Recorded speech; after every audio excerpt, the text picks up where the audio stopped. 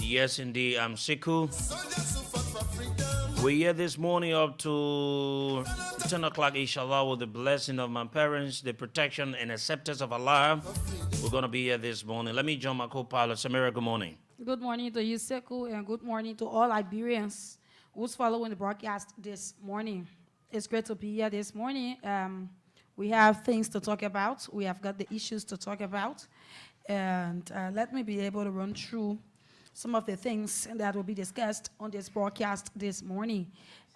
We have 7 more days to the 100 days deliverable. This is something we said that we will continue to remind the President, Joe Biden, about his promise. He must be committed to them.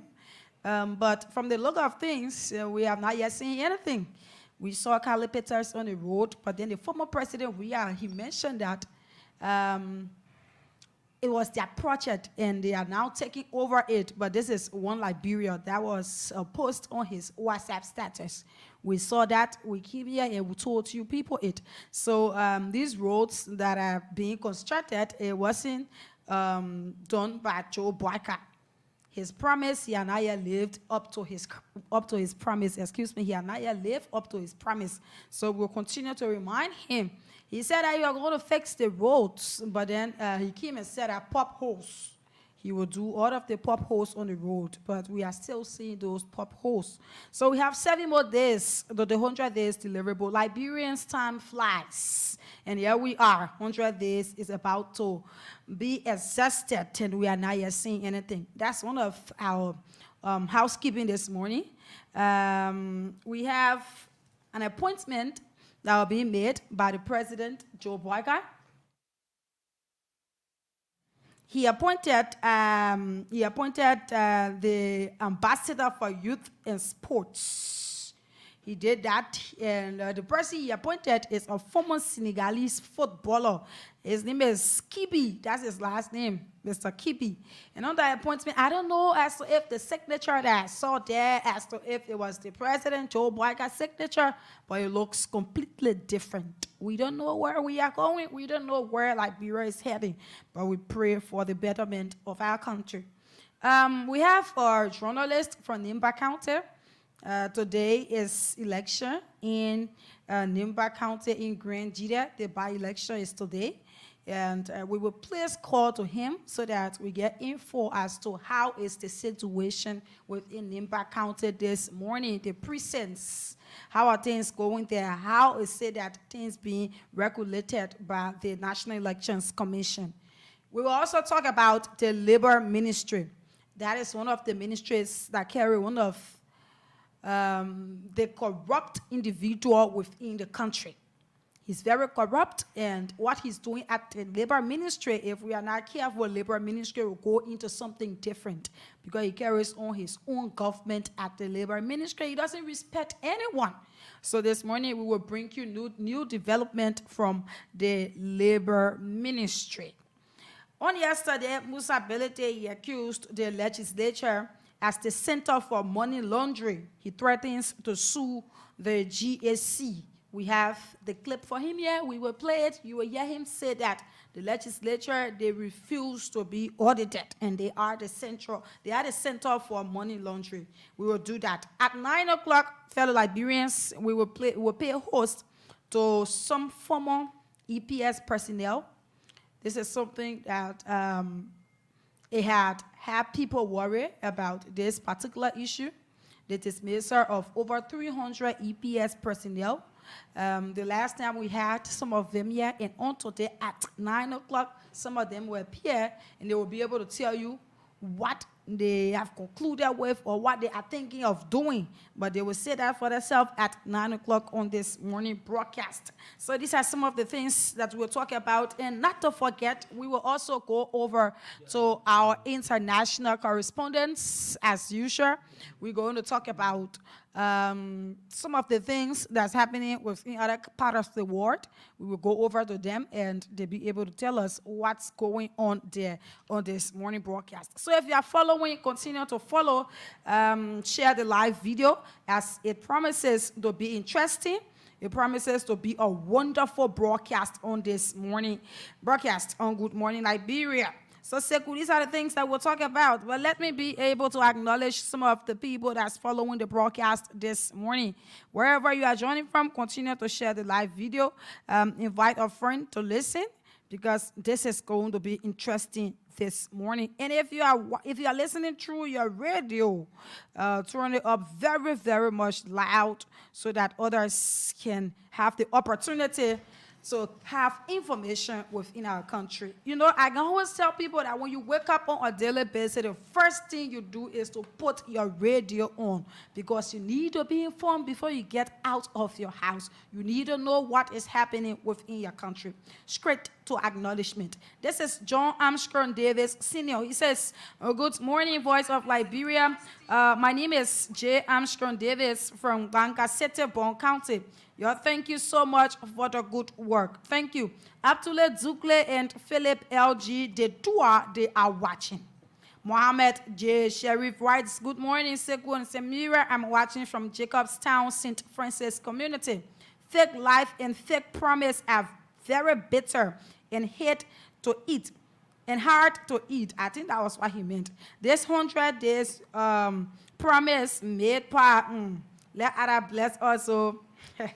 Nasiro Bar writes, good morning, guys. I'm enjoying the show. Thank you for the update. Just a little. It was just our run-up. We will get into it.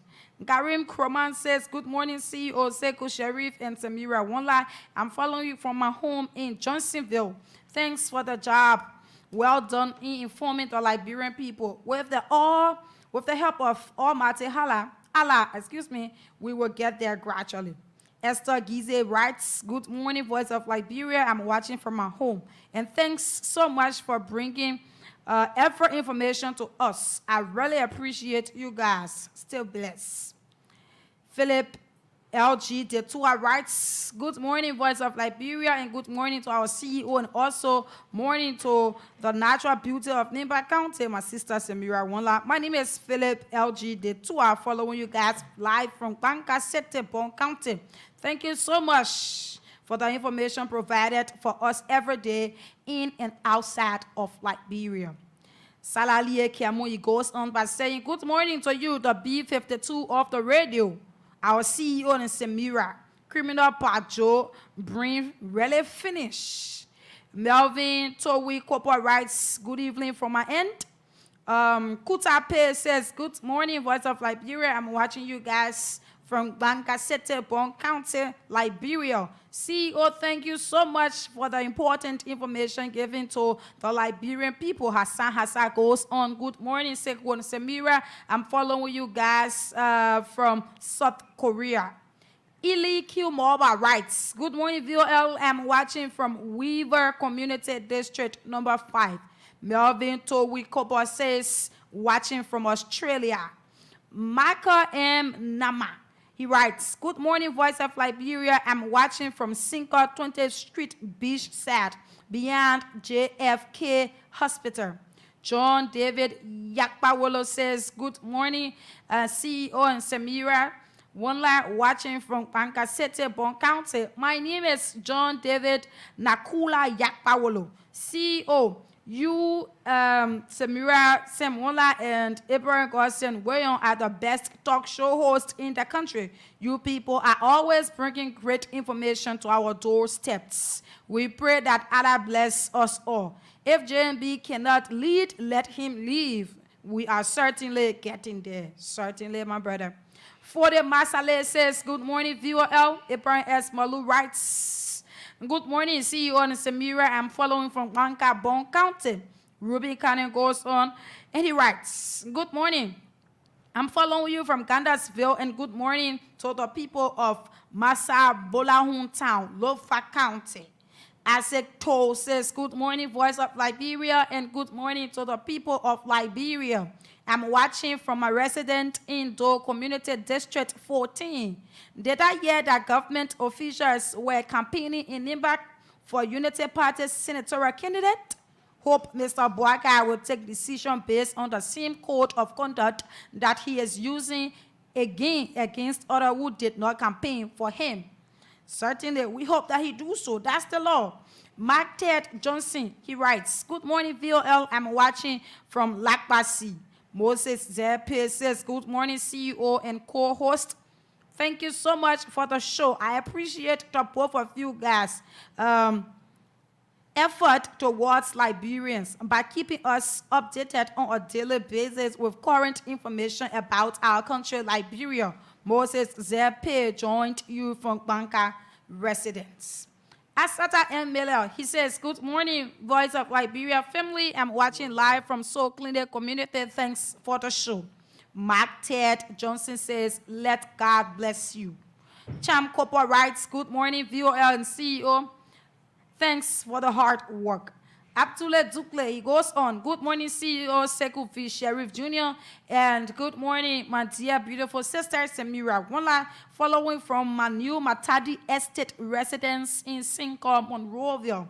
Joseph Kuti writes, Joseph Kuti watching from 12th Street. Peter Chuchu Akwe, he writes, God bless Mama Liberia, following from my office, Randall Street. Abdullah Douglas says, good morning. I'm closely following from FDA community. Ibrahim Kane, he writes, good morning, Voice of Liberia. I'm watching from Banka City, Bon County. Jos Dukut Kanti, he writes, good morning, Voice of Liberia. I'm following live from Cinco. Always bless Momolu says, good morning, Voice of Liberia. I'm following you guys from my ELWA Zion Town resident on the RRA Highway. G. Moses Wilson says, good morning, Cole. I don't know what you mean by Cole.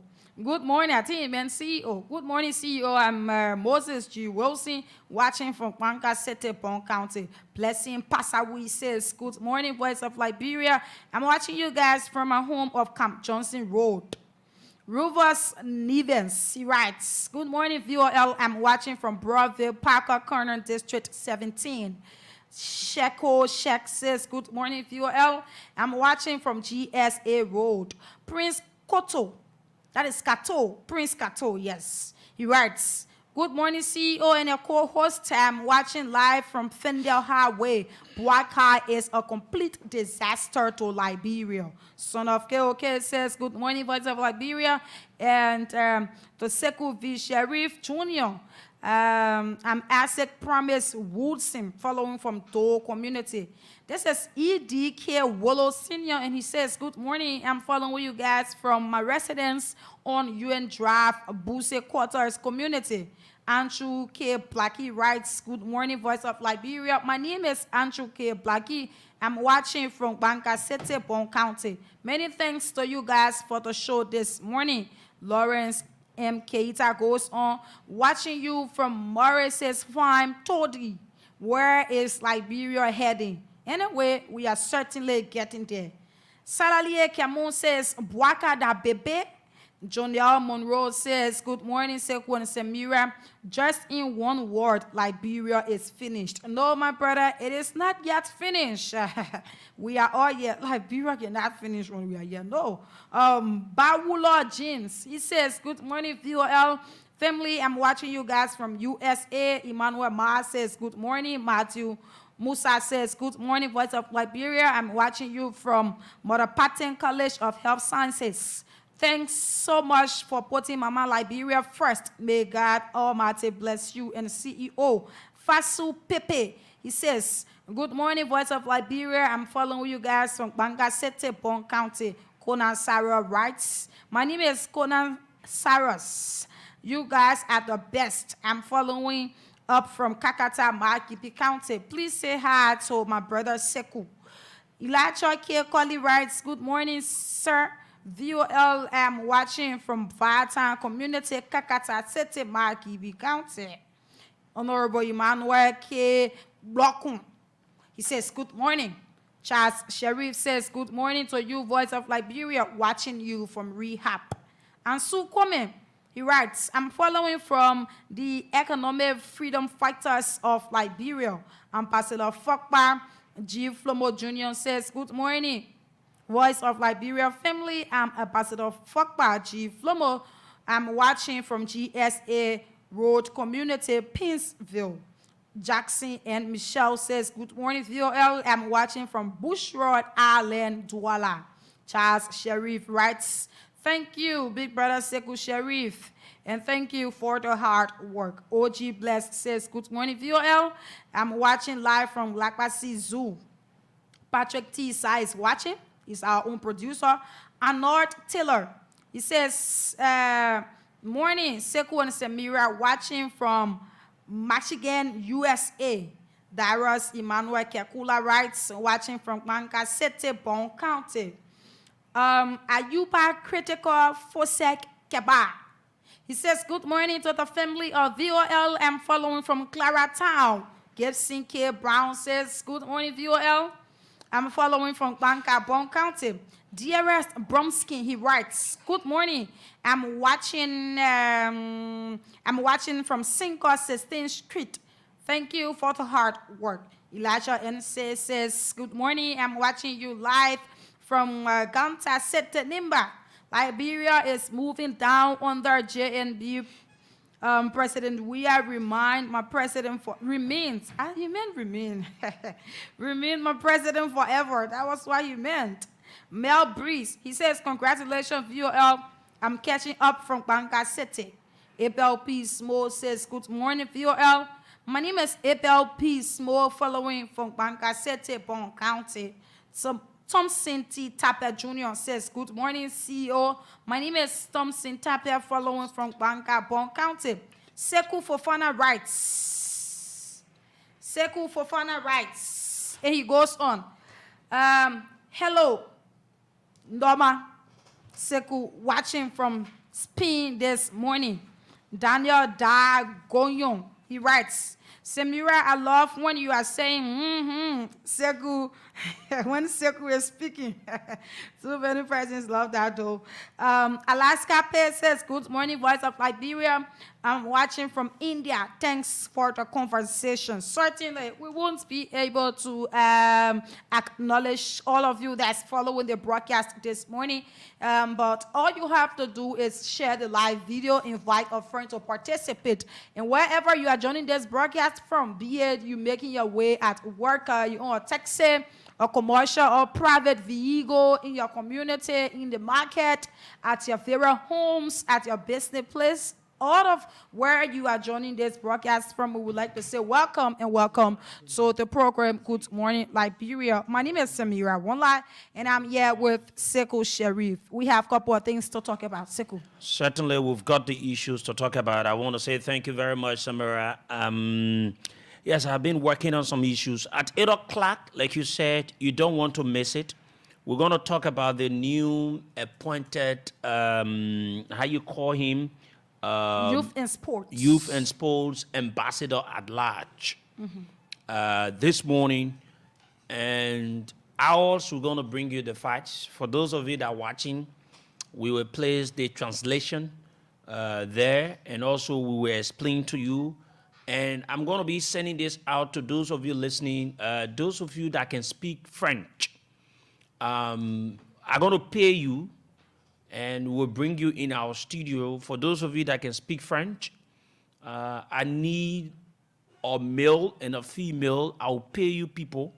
You will come on the show to translate. We will do it today, but because we want to, simplify it.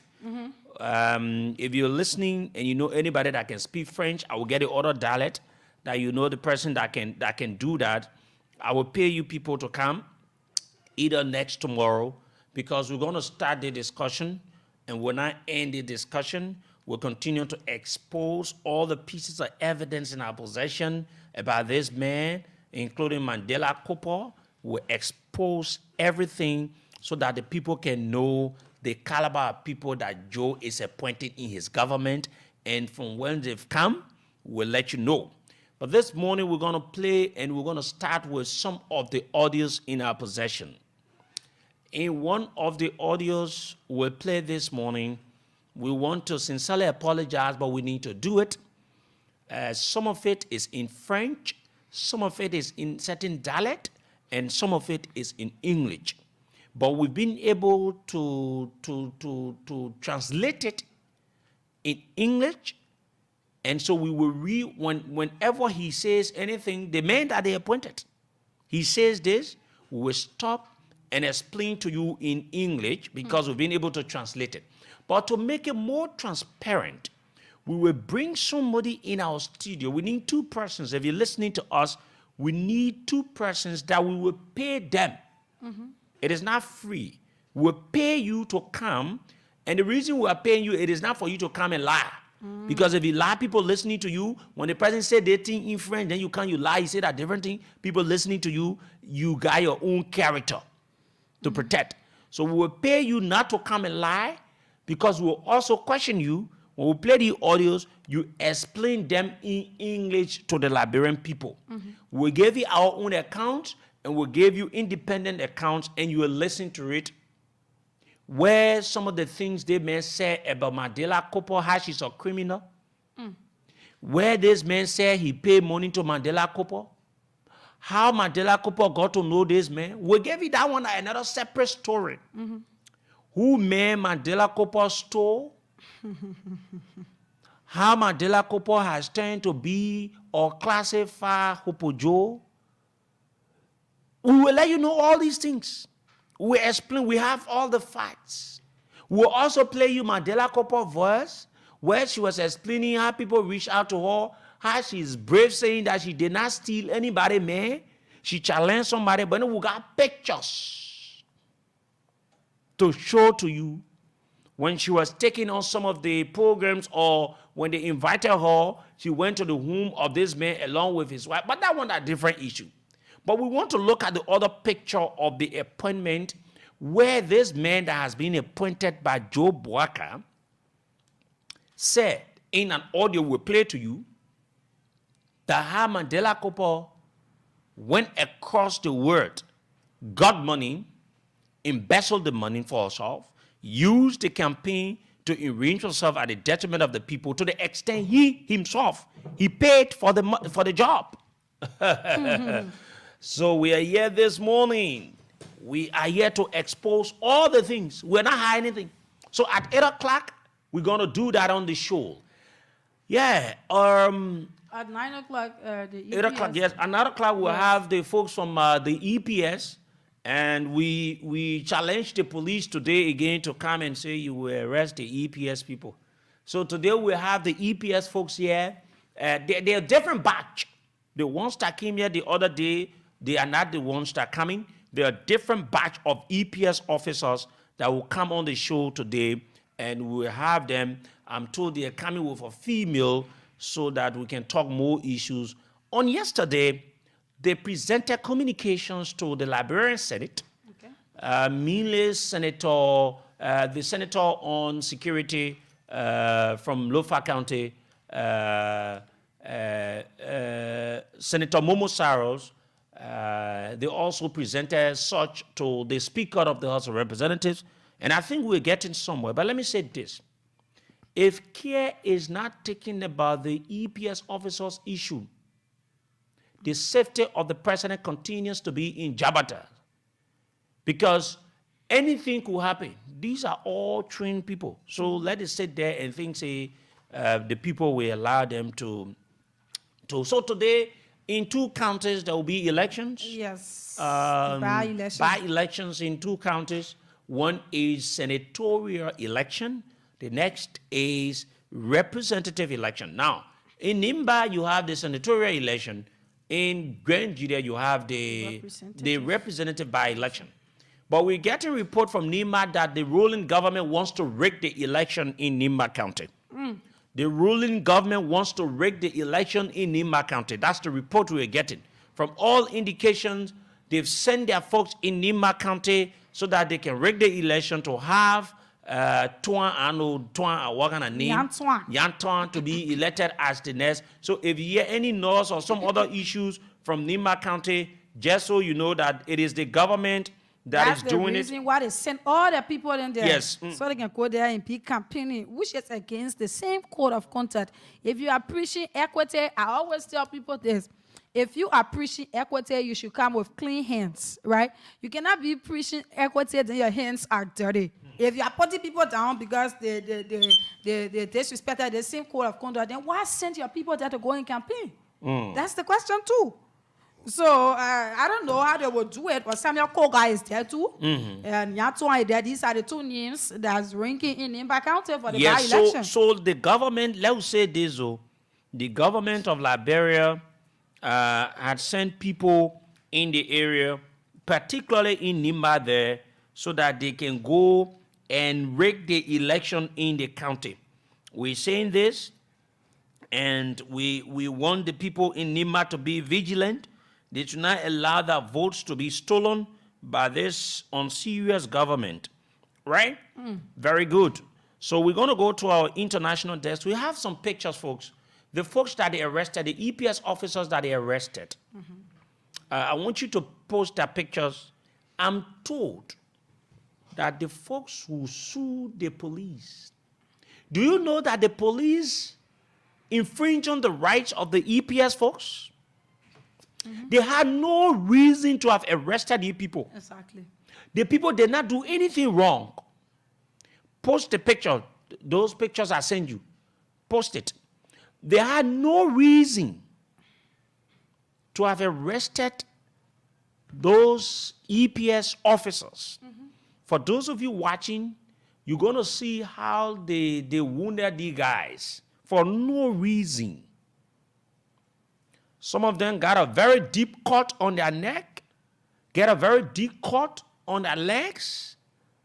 Some of them eyes by the police. So I'm told they're going to sue the police. Yes, they need to do that. You see, when the armed forces of Liberia decided to come out, why didn't the police go and do what they did to the EPS guys? Yeah, ask that question again. You really think that the police could overpower the EPS guys? You really think so? One guy stood, and you had all the police people that could not. Couldn't put him in a car. Yeah. They had to walk on the other side of him. Somebody is asking whether the guys are free. Yes, they are free. Their lawyers went there, and we said thank you to all the people behind the scene that worked this out to have got them free. But let me say this. Gregory, you are applying on a bad path. You are the police director or inspector general, but you are not above the law. If you take your reckless, unprofessional people, that's the thing the police are continuing to kill people in this country. Post the thing. So that's the same thing they are doing. Right? And we want you people to watch and see how the guys were wounded. Now, this is what the police do. They kill the people and pretend. So, in fact, they naked the guys when they were in prison. They naked them as the way they were born. The guys, the police did that to the people. We thought police should be there to protect lives and property. It is the right of every citizen to protest. It is the right of every citizen to have a free movement. It is the right of every citizen to express himself. But the police had the mind to go and unlawfully arrest the guys. And they didn't stop there. They went and tortured and brutalized them. We don't have any trained police anymore. All of the police under Gregory Coleman, they are very reckless as the way Gregory is reckless. You don't have the police doing the kinds of thing to go and arrest someone. Does that in any way make you to do what you did to the guys? And does that in any way make you to do what you did to the guys? See how they treated the guys. See how they wounded them. How do you go to the extent and treat people in this manner and form? Let me show you some of the pictures, and it will shock you, fellow Liberians, for those of you watching. This is what the police did to the guys. So what did they do so much for you to do what you did to them? In fact, was it the police that they were speaking to? They were not speaking to the police? Did they do anything? Then the police, when they lie, they say, the people set up roadblock and everything. Stopping people movement and all of that. You could have found a better thing to place it on. Instead of saying there was a roadblock, there was no roadblock. They never block anything. Fellow Liberians, see the thing, for those of you watching, see this. This is one of the guys. You see how they wounded the guy? You see? This is one of the guys. You see the deep cut in the legs of this guy by the police. You see it? Okay. Yes. And you see it? I want you people to see it. This is one of it. Let's show you the other one. Here is another one. For those of you that are watching, this is what the police did to the EPS guys that they wrongfully arrested. This is what they did. And one of the police things, the number of police you're supposed to get. You think that the people can overpower the police, Just kill people. The other day, somebody died in jail. Yes. What type of thing happening? The police is just killing people in our country under the watch of Gregory Como. You see? So what did the people do so much that you treated them as if to say they are criminals? So is it a wrong thing to serve your country? What did they do that you've gone to the extent you've treated them like this? Is it a wrong thing to serve your country? These people serve their country. And now, and to the extent they are saying that you cannot put us down the way you're putting us down. Exactly. They are all armed carriers. They say, no, you can't put us down. We were trained. We were employed. If you want to put us down, you need to pay us. Yes. So the people come to the radio and express themselves, and you get one bread picking, Gregory Coleman picking. He started talking, say, I want to get a video, I'll show you. They're picking. They're stupid picking. One bread picking, I will get his name. Somebody text me, I know they say 103 or whosoever. He started giving instruction for them to beat the guys and put them in a car. No, physically, can you fight any of the guys? Physically, can you stand before any of the guys? They couldn't put them in a car. Physically, you can stand in front of any of the guys? You have 5 police officers on 1 EPS officer. They couldn't put him in a car. Now, this is some of the things, some of the things that brought war in this country? When certain people felt that they could not speak, when they speak, they couldn't have been heard. When certain people think that they continue to be humiliated and being treated as the way they've been treated and think that they have no voice. And so what did they do? They took onto themselves and said, no, enough is enough. We need to do this. And if the police continue to do this, these are some of the things that will come at the end of the day. Because if people think that the police will continue to kill people and nothing seems to happen, you got the police director that he does nothing about what his officers do to the people, then it brings us to a point that where the citizens will wake up and say, enough is enough. If the police will kill all the citizenry of this country, they will kill the citizenry of this country, but we'll move on them. Let me tell you the secret. The whole police here, that fiasco, they not get nothing. That fiasco, nothing. That fiasco, nothing. If I start giving you some security information about the police, it will scare you. Don't mind. They know nothing. So you come and you treat people as if to say they are criminals. What did they do? So the crime they committed was to come on the radio. Isn't so, right? The crime they committed was to come on the radio. So what the charges you've leveled against them? You arrest someone, you're supposed to charge them. You say, oh, the people, they created roadblocks, they stopping created people, roadblocks. people Where? movements. Okay, where are the pictures? Where are the videos that they created roadblocks? But the thing So this is what the police can do when they kill people. They come and lie as if to say, they say, oh, you know what? This is what happened, and the people did this, the people did this. But yeah, it happened in Georgia. The police saw the is amount of quick people to that kill. We thought the police should be protecting lives and property, Samira. You saw the amount of people that they killed. Even when they came that particular day after the interview, when they came, at that time, the people, they were finished leaving, right, Sekou? They were finished leaving. So they got down with their guns. Where are they? Where are they? Behaving as if to say war is about to happen within Liberia, which of course it is not going to happen. Where are they? Where are they? It was how other people said they left already. And the people, they were actually walking. So they followed. Let the police people come today and say they will come and arrest They the other followed. guys here and everything.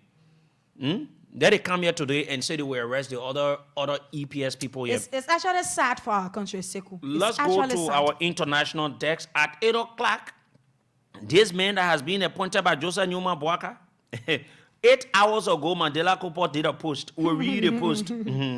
Hey, somebody tell me say Mandela is a classical Hopojo. She quit to take people, man. Y'all listen. Y'all think that we stay there and we don't use the words that we're supposed to use on him? We'll do it. We'll do it. I beg you, yeah. Somebody will be into all kinds of things and you can say that. The same thing when I interview the other time, she won't can be getting there with joy. I asked her, I said, but ain't you, what happened you getting there? Yeah, man, let me go to the international decks. Yeah, I will use all the appropriate words on her. Okay, let me go to the international desk and talk to our international correspondents this morning. We're gonna make a stop in Nigeria. We will talk to Naomi Kombenda. We'll talk to Naomi Kombenda first. When we come back at 8 o'clock, it's going to be very interesting.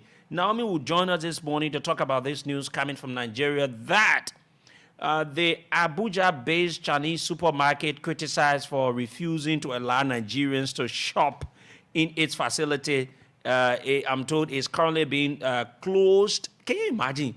People come today and say Nigerian can go and go. So that issue has raised serious concern in the country. What exactly has happened now? Naomi Kombenda joins us on the line. Naomi, good morning. Good morning, Sekou. Thank you for having me. Do you want to give us an insight of this development where the shop that is perceived to be owned by Chinese has been, the supermarket perceived to be owned by Chinese being refusing Nigerians to shop in it has been closed? Okay, so the supermarket is situated at the Chinese General Chambers of Commerce, which is along Umaru Musa Yar'Adua Road in Abuja here, Nigeria. It's acclaimed to be a destination for Chinese cuisines and, of course, very nice beverages.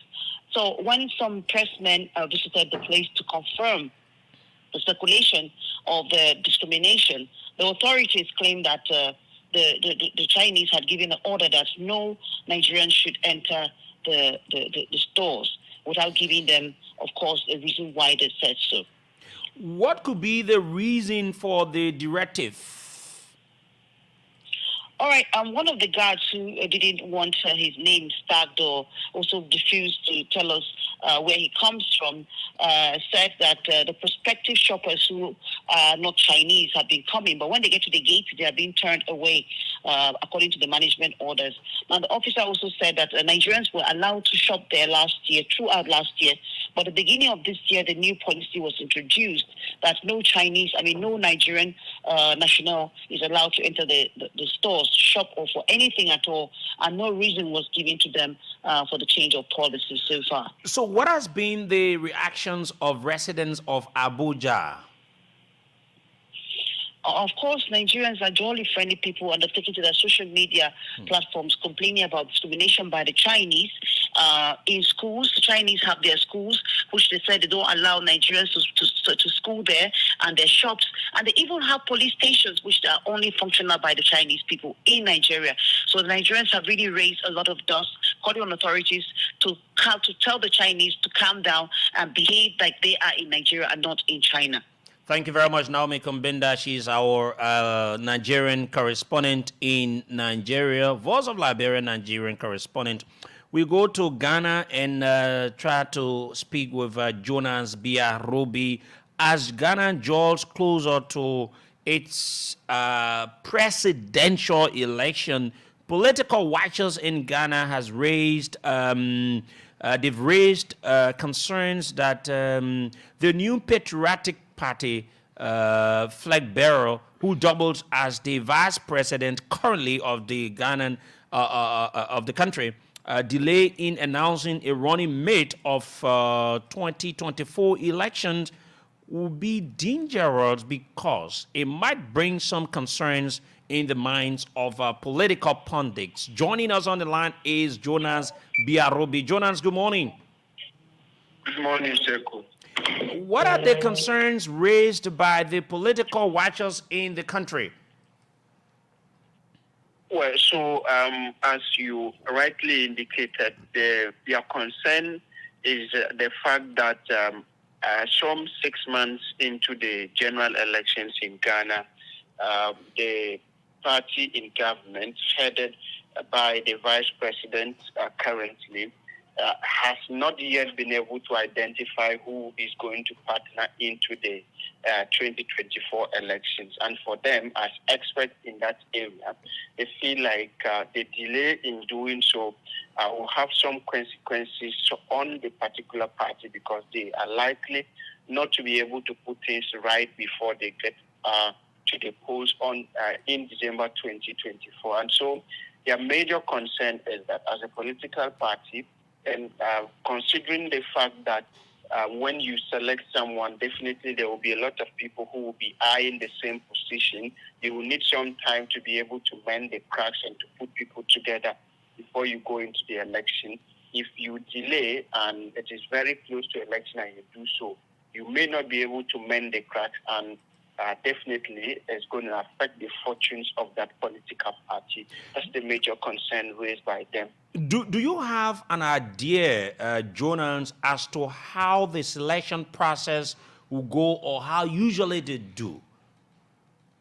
Well, so ideally for every political party, they have their party guidelines as to how to choose a running mate or someone to partner a flag bearer into the elections. But then for this particular political party, a party in power is supposed to pick their running mate 2 years before the elections. And so what it meant is that since last year or even there in 2022, they were supposed to choose somebody that is going to partner the flag bearer, and I mean the vice president in this situation. So what it means is that they would have used the years ahead to put each other together, to mend their cracks, to apologize to each other, to find a way of uniting themselves. And the process is that the vice president has the sole responsibility to choose someone he feels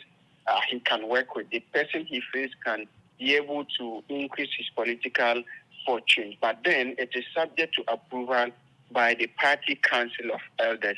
And so he chooses the person in consultation with them, present the person to them, and they approve it. Okay. But as it stands now, he's not been able to make a selection yet. Has the vice president of the country and also the flag bearer himself said anything about this? And what are the party members concerned too? Well, so the vice president actually somewhere at the ending part of last year sent an appeal to the party elders and then the national executives of the party, appealing for more time to be able to take his time to choose a running mate. The party granted it, and because even he, the vice president, as a flag bearer, his election came very late, and so based on that, the party considered his appeal and gave him time to make his decision and make a choice who he wants to partner. But then they did not all expect it to take long up to this time. So what political party members are saying is that for them as insiders, what they know is that there's a lot of competition. A lot of people have stick out their neck to want to occupy that particular position. And so if care is not taken and they make sure that they all come to one conclusion, it's likely going to affect them because of the number. Over 10 people from the same political party want to be the running mate to the vice president to the 2024 election. And that has been giving him tough time.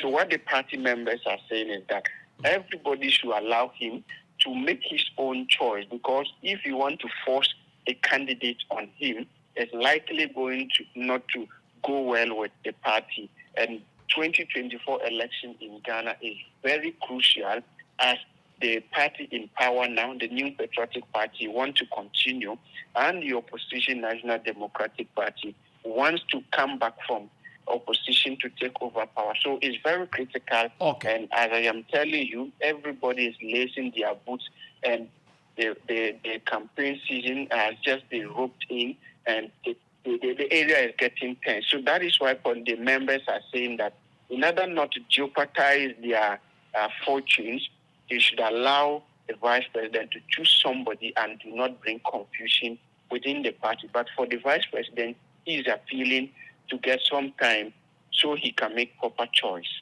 Thank you very much, Jonas, for joining us this morning. Let's do our last international correspondent from Sierra Leone. That's the man, John Wayfield. We'll call it a day today on the show. Then we'll move on.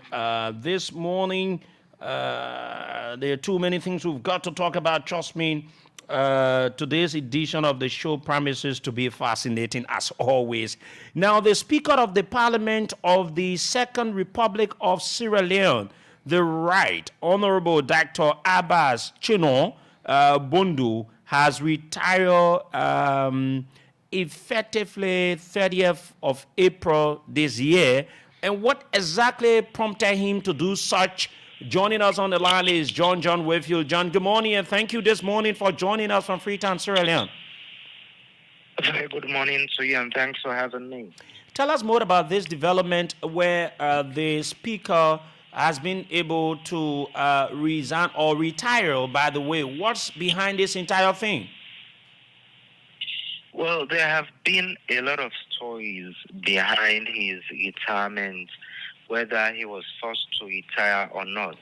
So one amongst the many stories has to do with his relationship with the Clerk of Parliament. And the Clerk of Parliament was involved into a corruption issue having to do with his wife, wherein his wife was receiving salaries from the consolidated fund, and his wife was not working as Parliament, and it was like a ghost worker. And so he was expecting the Speaker to give him a covering, but the Speaker distanced himself from that particular situation. And later, the very Clerk of Parliament also levied allegations on the Speaker having to do with some issue of alleged sex. Another story, again, passing to has to do with a name that you omitted. The name has to do with a member of the opposition, the All People's Congress, concerning a travel that he should make to the ECOWAS court. And because of that, even members within his own party were not happy with his decision, and also how he has been handling or mediating issues between the APC and the SLPP. So there are a lot of stories, but when he wrote his letter, what he indicated has to do with the issue of health, and that he thought it was time for him to step down and look after his health. How true it is that his retirement was forced due to unfriendly relationships with the clerk and other members of his party, as well as the opposition bloc? Well, these are allegations about the unfriendly relationship. What is not an allegation is that indeed issues of corruption did happen in Parliament, and also issue of alleged sex did happen against the Speaker. But what we cannot prove or disprove at this point is that whether he was forced to retire, because this is his own party, which is the Sierra Leone People's Party, and not an opposition. Had it been an opposition, we would have concluded, but this is his own party, and it is difficult to prove now that he was forced to retire. What has been the president's reaction to his retirement? So the president has responded to the speaker's letter of his retirement, applauding him and congratulating him, and at the same time thanking him for the service he had rendered to Sierra Leone. Remember, this man is a household name in the politics of Sierra Leone since the 90s, and the 1996 rather, when he had his first party, the UPP. So he has been a household name, and so the president has congratulated him and he has accepted his retirement. Now, before I let you go, John, how soon will the country get a new speaker? Well, he indicated in the letter that his retirement will take effect on the 30th of April this year. But however, Section 79, subsection 7 in our country's constitution do not permit for his vacancy. So currently, the deputy speaker, who is also the Right Honorable Sengepe Solomon Thomas, is currently presiding over all sittings of Parliament, except when the president is present, pursuant to the section 79, subsection 7, then the speaker will sit. But as of now, he is not currently presiding over matters. The deputy is presiding, and until after the 30th, then we can know whether we'll have or do not have a new speaker. Thank you very much, John Wayfield, for joining us this morning on the show. Good morning, Liberia, on Voice of Liberia 104.1. Let's take a few calls about what we just talked about, and then we'll be right back and go into our first discussion this morning on the show. Samira.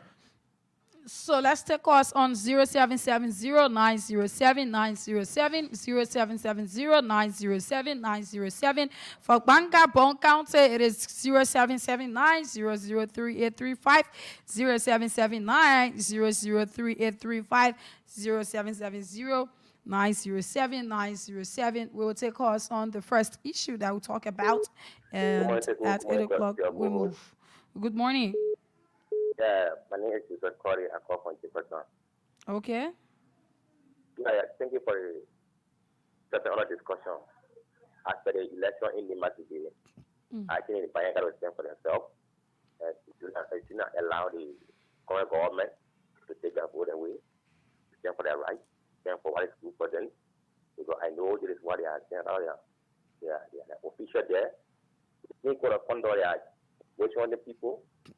They are doing the same thing, saying that people in offices, they took an election, and now you got people currently in offices.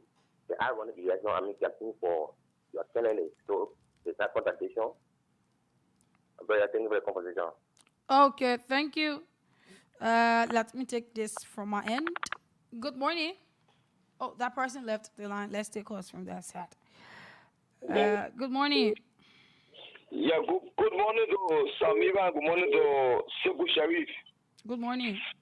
Okay, from the nation's capital, I'm testimony partly joining your conversation. Okay. Let me say thanks a million to you and Sekou for the job you do on a daily basis. It's not easy, right, to inform the public on a regular basis. But I will foundation my argument this morning on Greg has not been able to even produce a single report for King George Greg came more common sense. The massacre, I call it massacre because Greg believes that the position you occupy now or occupy by you refer to the man as CDC RG. That is not even the case. For the main issue is Greg. If Semgi, who is the EPL boss, wanted to have relieved EPL officers from their posts, you were to cover general master to ensuring that you take the arm you gave them first, but you left the arm with them, they're not working. It is not just barbarical. It is not just barbarical, but it's anti-military. And it creates a serious problem to country because when you train gunmen, we do not let them go vulnerable. All around the world, Samira, Ghana, Nigeria, Ivory Coast. When you go there, that's why they have a veteran period. You see, they grab government who went to have one. I don't know how you went to have one. Those who went to have one, when they come back and serve their country, they come with efficiency and proficiency. he supporting the country to do well, but this great common man is actually undermining their rescue mission. Okay, how are you going to rescue people when they were employed, whether or not they were not employed, but they carry, and they are gun carriers. You didn't take the gun from them, but you say they are dismissed. And you pay them again, Alawi. So you put the same money, they get dismissed. The great common is going to arrest. Now just arrested for torturing with the even against the Geneva Convention that was signed as far back as 2009 and I said it. So you see where Greg Como carrying this country? Greg, I knew that how Greg was coming to paper. Because I come to paper. Imagine Moses coming over a million Greg would say, oh. Okay, thank you. Thank you. Thank you. Good morning. Yeah, good morning. Your name is, where did you join us from? My name is Jesse Wu. I joined from Bangladesh. Okay, go ahead. For me, I knew that those Boga were not going to carry the country nowhere because people there now are the same people that live in power for the past 12 years and we know what we went through. And they came by to lie to the Liberian people, undermining their friend. So today, so long they undermine their friend, God to win to undermine their own leadership. Thank you. Thank you. Let's take us from that side. Good morning. 0779-003-835. I have call yet 0770-003-835. Good morning. Okay, that person left the line. Let's take us from the other line. Good morning. Good morning, Samira, and good morning to CEO Sharif. Morning. This is David King, Purple Defender. I join you this morning from my residence. Samira will remain Purple Defender because I think the Unity Party have come to lie against the Purple government. What we did, they are now sitting there trying to take glory, and this is why our political leader went on his WhatsApp page and tried to debunk some of the lies, some of the disinformation. Because the Unity Party, we know that information is based upon disinformation to the public because they feel that Liberia, the society is gullible. And because we live in a gullible society, if people do not come, people like you, if you don't mount your platform to inform the Liberian people adequately, will continue to live in complete darkness. For me, I knew that nothing was going to come from out of the United Party government. Because in a much, we didn't see anything 12 years under that regime where we had international donors in the country, money was coming, our budget was being heavily supported by the international donors. We couldn't get what we got. I knew exactly that the Unity Party were not bringing anything to people, and they were only coming to bring all kind of funny people like Mandela Cooper and other people. Today you see our forestry money director. That man looks like a white man. In fact, he's a white man. He doesn't look like a white man, but he's a white man. Today, our governance system, Liberia looks like we don't have a leader. This unprepared leader that we have, they prepare, they how do you call it, a puppet that has. Okay, thank you. Let's take this person. We're trying to prepare the audio so we can start the second. Hello? Good morning to you. Yeah, morning. Good morning to the people of Mama Liberia. First of all, son of KOK, and I'm joining the conversation this morning for letter district number 14. CEO, I want to say thank you to you and Samira for the work you two have been doing for our country over the time. But you know, CEO, when it comes to the issue of Greg Como and some of these government officials that Joe Boga appointed in his government, we know these people they did not come to do the rightful things for our country. It was the reason at the time during the campaign in September of last year, some of us tore on some of these people and told the Liberian people that who is not competent and then does not have the criteria to lead our country. But and then the Liberian people is listening to all about a National Election Commission who said and said that she was wanted to certify her certification, and some of the people who were around her, she decided to play with election results. Okay. Thank you. Yeah, thank you very much. Let's hold on. We got some bigger things now to talk about. Just hold on. Please bear with us. Let's do this together. All of what we go through and we do, it is for you Liberians, you our listeners. Let me read you the charges. Hey God, the country that's some kind of country. Let me give you the charges they leveled against the guys.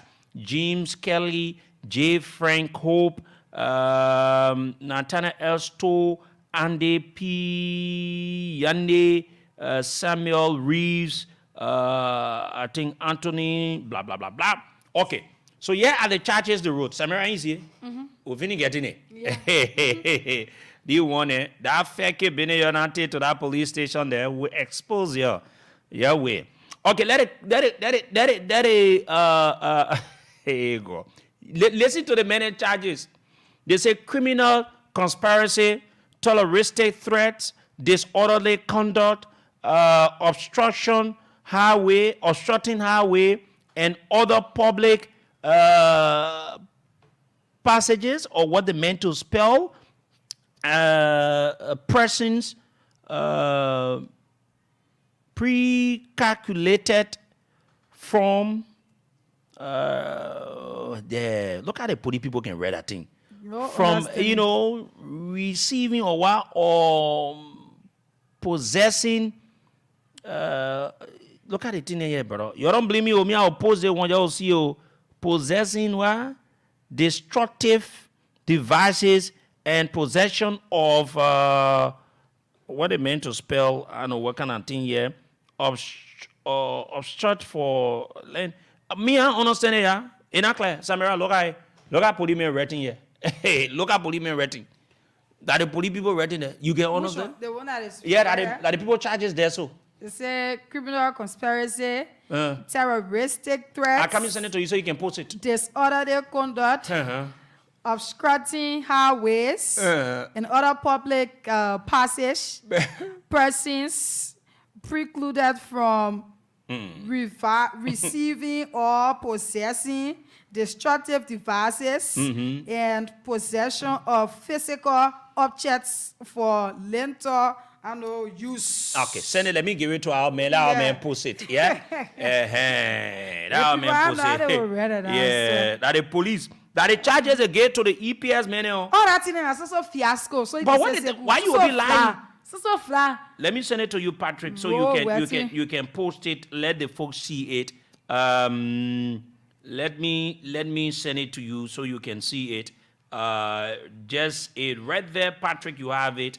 That is it. Okay, post it. Let the people see it while we try to go ahead with our stuff here. Okay, fellow Liberians.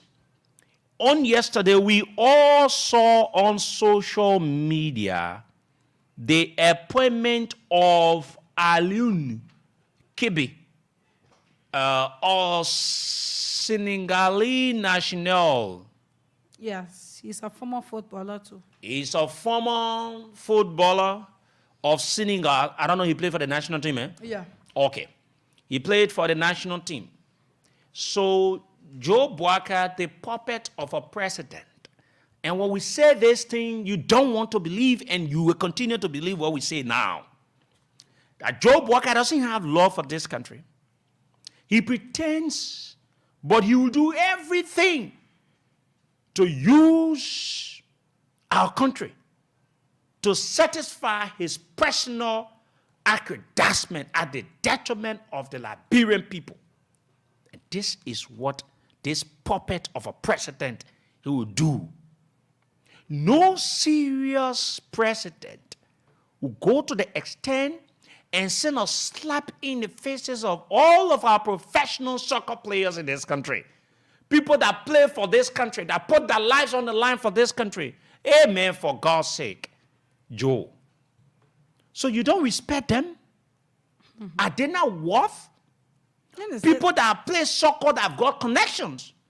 What kind of connection they may get? Somebody tell you say Joe Boakai from Sierra Leone, you believe it? Yeah, you believe it? Oh, yeah. So now you are about to get the real story behind this man's appointment and the things, everything that involved. You'll see it on those of you watching that the EPS people that they arrested, that the charges there, the police people can lie, that the charges there.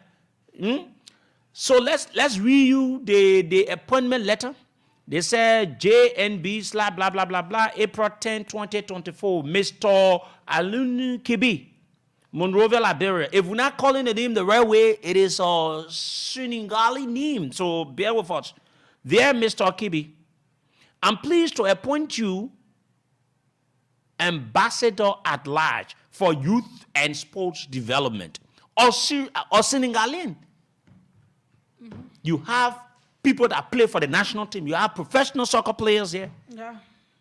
This appointment is based on your dedication and commitment to development of sports in Liberia. Where? How? When? We haven't heard about him. And your invaluable contribution to the training of our youth. Where? When? How? We trust that you will continue to demonstrate utmost integrity, dedication, and commitment in discharge of your duty. Please accept my congratulations.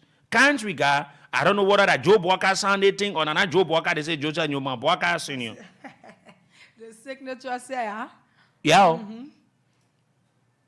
Joseph Newman Walker Senior. I thought the way they put Joseph Newman Walker Senior is supposed to put His Excellency, you know. But anyway, that this too is Liberia, the high it can be. This is where we find ourselves. Like everything that's going on, we just don't know what's going on. Documents coming up is not being properly looked at before they can polish it. If you make appointments, the signature won't be correct. People will make too many mistakes. Okay. They are learning on the presidency. So let us tell you about Kibi. Kibi is Senegalese, right? He played for the national team, and he speaks French and a bit of English, and the guy another dialect in Senegal. I will get it out for you. We'll let you know. His wife's name is Sajo. His wife. His original wife. Because I was about Sajo. to ask another question. Sajo. Okay. Sajo, something like that, though. She resides in France. Mandela Kopo, who's the political advisor to Joe Bwaka, used to be the friend to the wife of Kebe. I know Kebe. Kibi. Kibi or Kibi. Kibi. Yeah, Kibi. Used to be the friend to the wife of Kibi. We have pictures at the appropriate time, and he speaks French and English. Okay, so and bit of English and Wolof. Thank you, Wolof. And we have the audio here where he spoke Wolof between he and his wife. We're going to play you one of the audio. We want you to listen. And my brother, I won't call your name, but please help me to get someone that can speak Wolof and speak French. Good. I will pay them. They will come on this radio. But we'll do the translation today for what we've been able to do because we pay our company, and the company did some translation because we wanted to get the facts and come on board with it. Fellow Liberians, those of you that can speak French, you should listen. We are about to play you an audio. And portion of this audio, if the time permits us, you will understand where this man said, Mandela Kopo had gone around the world. He named Israel, India, Dubai, and other areas and took money from people with the pretense and understanding that she's coming to support the campaign, and she did not give that money to Joe Bwaka. And she's using Joe Bwaka during the campaign time. And in fact, he's saying that he will not have anything to do with Mandela Kopo. And at a certain point in time, this man said he gave money to Mandela Kopo and also he gave money to Joe Bwaka. So he said that he gave money to these people to appoint him. So what did he do to deserve such an appointment? Y'all listen. For those of you that can listen, that can get French, we're going to do it bit by bit. If he explains a little, and then we will explain to you, and so you will understand bit by bit until we can have somebody, because the same thing we'll say to you, it is the same thing when the person comes in, it is the same the person will say to you, listen, let the ball start to play. J'ai découvert plein de choses, plein de choses.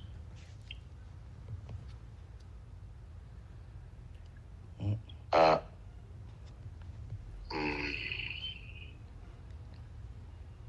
je lui ai dit,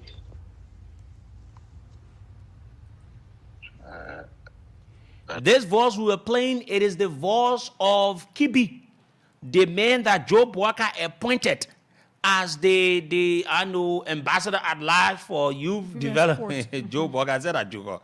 que Sayyidina Muhammad, sur la tête de ma mère, sur la tête de mes enfants. Araman la magdala aduna alahira yagna nak kita lune nana. Okay, let me stop it there. This is what he said. As per the translation we have, put it on the store. Put the translation there. Open translation number 1. I send it to you. Yeah, put it there. Eh? Okay, go there. Okay, so. You have to screenshot. Okay. And then you Okay, I send need to it. screenshot it, right? Yes. So screenshot it on your stuff. You put it there. screenshot We want the and you people to send see it. because we want everything to be transparent. Because once you screenshot, you take the photo. So this is what he just said. He said, I discover lots of things. As soon on the prophet, to me, I swear, on the prophet Muhammad and on the heads of my children that is in this world and the world beyond. I want nothing to do with Mandela because my relationship with her is haram. We the Muslims, if you're not married to a woman and you're doing something with woman, it is haram. Okay. Once you are married, our tradition, our faith says you cannot go and see someone else's nakedness. If you do that, it is haram. This is what he said. Let me start it again. We will do teaching. We will translate it. We will translate. We see what for the thing here. Y'all listen to some of the things the man said. If we not end it today, in fact, we can't end it today. We have different types of recordings. We'll play it today, we'll play it tomorrow, we'll play it next tomorrow. We'll give you this entire week up to next week. So we'll take our time. So on episode 1, let me start again so you can listen. J'ai découvert plein de choses, plein de choses.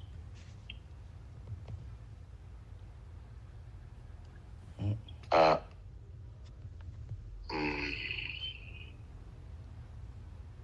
je lui ai dit,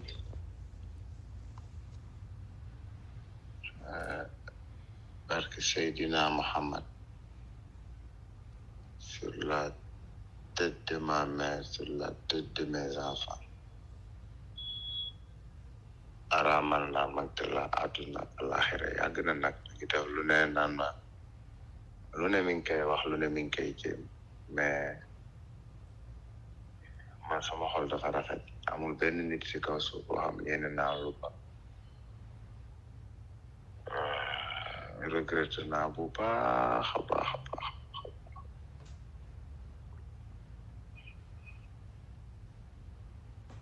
décision bi nag maa ko jëlal sama bopp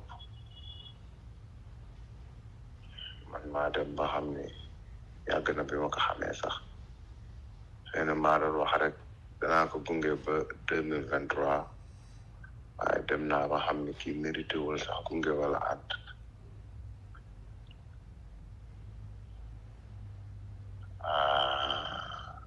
yow nag gërëm la rek laay wax di la sant comme li ma wax keroog imam bi ma ko mujjee jot rek Sadio maa ngi koy gërëm maa ngi koy sant ndax yor bi mu yor sama doom ndax baax gi mu baax ak yéene gi ma yéene mais lenn rek laa ko meree moom waruma yóbbu si yoon ndax man kenn musuma yóbbu si yoon te kenn yóbbu si yoon. Okay, I think it is the wall of his speaking. So let me explain to you if our explanation it crosses where he has explained that you're just managing with all, but we want you to know what exactly this man is saying. So when the man said he discovered lots of things, and then he swear on the Prophet Muhammad and on the heads of his children that in this world and the world beyond, he said, I want nothing to do with Mandela because my relationship with her is haram. She's been trying to do everything and convince me for a long time. But I have a good heart. I don't wish harm on anyone on earth. I really regret having been with her. I made the decision by myself and me alone. I realized, and in fact, I realized already for a long time that I did not want to be with her. Maybe I told myself to accompany, her until the end of her 2023 electoral campaign. But I realized that she did not even deserve me to be by her side during this campaign. It is what this man is saying here. My brother, if you're listening, if it is what we are saying, it is true, please just send me the same thing. It is what the man is saying here. And right? Let me play it again. Maybe he has said more than that, but let me stop here again. Then I play it. Then we say what he said. Y'all got to manage you. Moom kese la xamal doom waaye li ma metti rek mooy li mu dem yóbbu ay affaire de yoon loolu dafa ñaaw mais à part loolu man maa la maa ngi lay jéggalu nag lu wax nga baal ma ak si bépp coono bu ma la mës a teg bépp naxar bu ma la mës a teg li ma weesu sama àdduna nag weesu naa ko waaye damay ñaan yàlla may ma alal bu bëre ba ma mën la taxaw Mohamed moom nga xamante ni defe naa ni mooy sa àdduna tey ndaxte macha allah yàlla na ko yàlla lafal cat xale bi ndax xale bi 3 jours yi ma fa def rek jàngal na ma ay leçon yoo xamante ni papa faut débarrasser. Okay. Let me start from here again. We are doing this because this is the only way we can do. Yeah. Then he said, I cannot thank you. Let me get it correct. Okay, he said, I cannot thank you enough, and I can only ask the Lord to thank you for me. He was having a conversation with his wife that he has left. His wife for Mandela couple. I get the other recording. Mandela say the woman that the man left, the man has never been married. Yeah. If that is not being a classical Joe, then I don't know how you call it. Somebody married. We got all the pictures. You been to the people whom. Then you say you tell the woman. Then you say anyway that one we're talking. The woman herself will appear, but we're talking about the other investigation we've done and the others in our possession. Then he said, I cannot thank you enough. And I can only ask the Lord to thank you for me. He's referring to Sajo, his wife. And when I spoke to the imam a few days ago, I told him the same thing. Because of the extraordinary way in which you take care of me, my son, and because of your kindness, and because you always wish me well, I'm angry with Sajo for only one thing, which is his wife. She could not have taken me to court because they are in court now. No one has ever taken me to court, and no one takes me to court. She's not the only woman I have a child with. But what hurts me the most is that she brought this matter to court. It is very, ugly. Apart from that, it is me who is at fault. Yeme is admitting because of the relationship he started having with Mandela. Yeah. I ask your forgiveness for all the harm that I have done to you and for all the burdens that I have placed on you, and allow the sorrows that my actions may have caused you. For what I have left to live, I will never put you through this kind of ordeal again. Let me play it again. Right? For débarrasser la table. Maka xoolaat mu mel ni des fois damay benn jour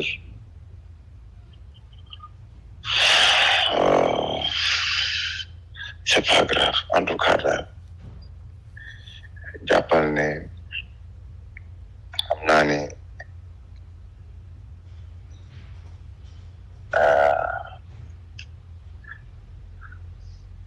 saa yoo xamoo kenn saa yoo bëggoo kenn pourtant man nekkuma góor bu njëkk xam de. I think he's speaking in Wonlah. Nekkuma ko njëkk génnal peut-être nekkuma ko mujjee génnal xaw ma mais xam naa ne man nga musa seel waaw jàpp naa ne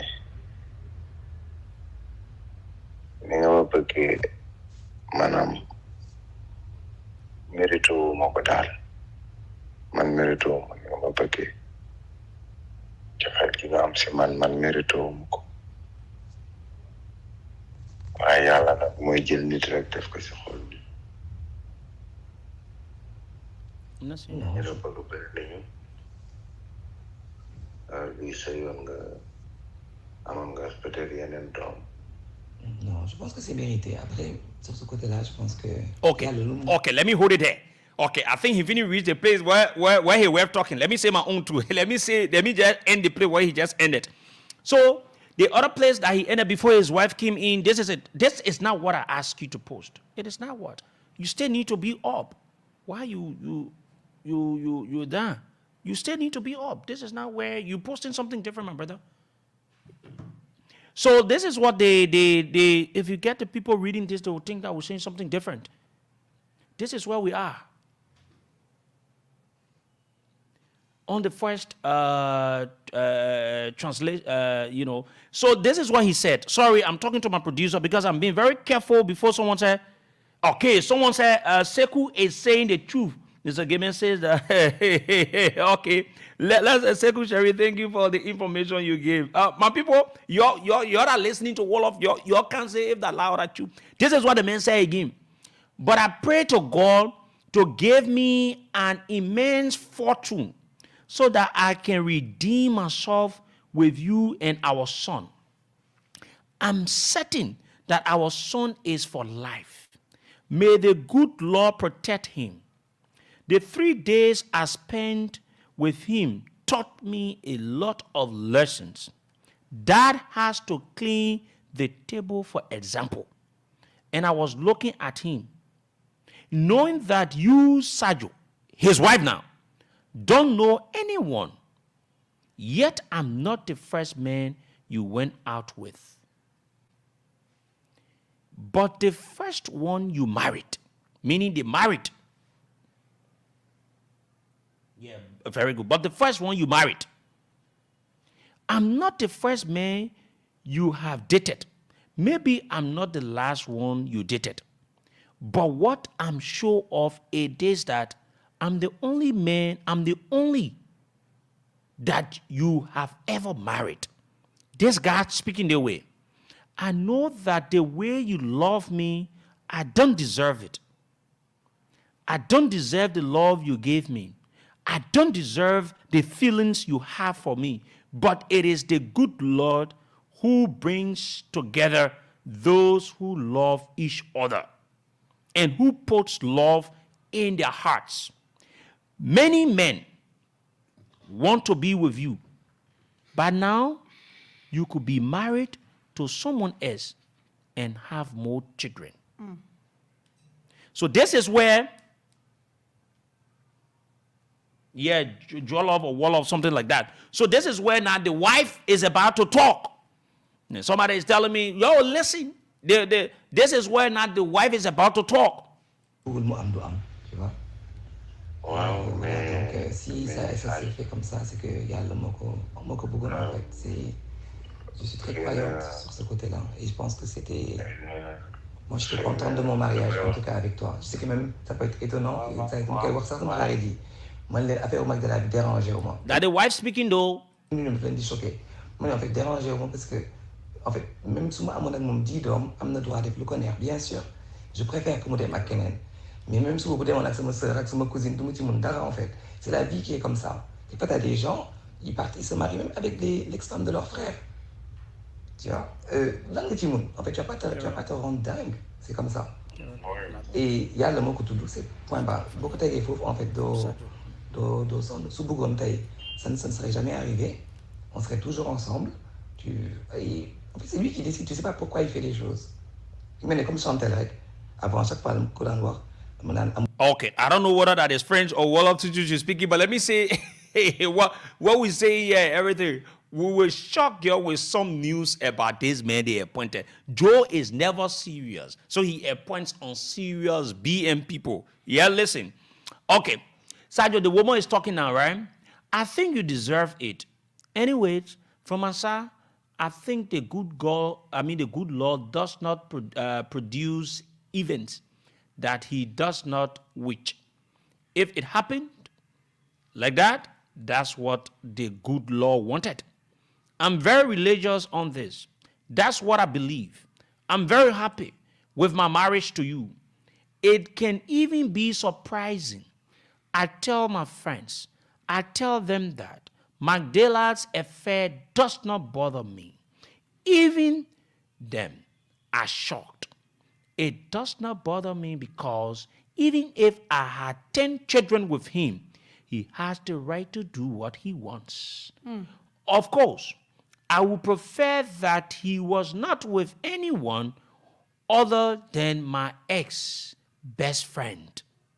Yeah, man. You could go to a different person, man. You can't go to the woman. Anyway, man. But even if he had decided to be in relationship with my sister or cousin, I could not do anything about it. That's how life is. Sometimes you have people who go to marry their brother's ex-wife. What can we do about it?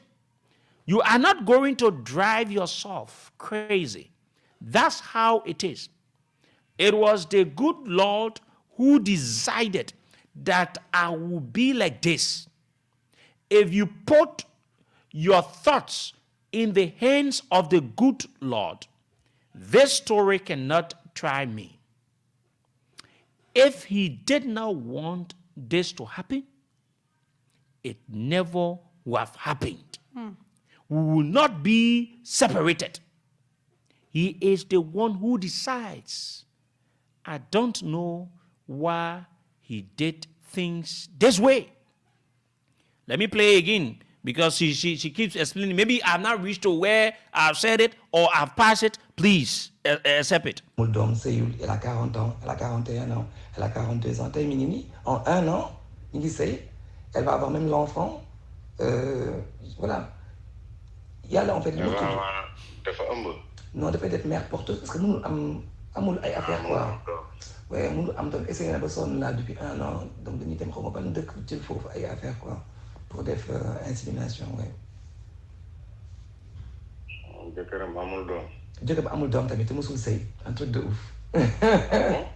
Je te jure amul fenn. Oh, I hope Nana they play the exchange. Okay, let me read a quote so I go to the other play what the exchange because I get it here. So the woman continued to say, so there you go. But don't worry about that. I have no state, nothing at all. That is. I just hope that things go well for you, that you succeed in the things you do. Afterwards, you have to surrender yourself with the right people. Mandela is a fraud.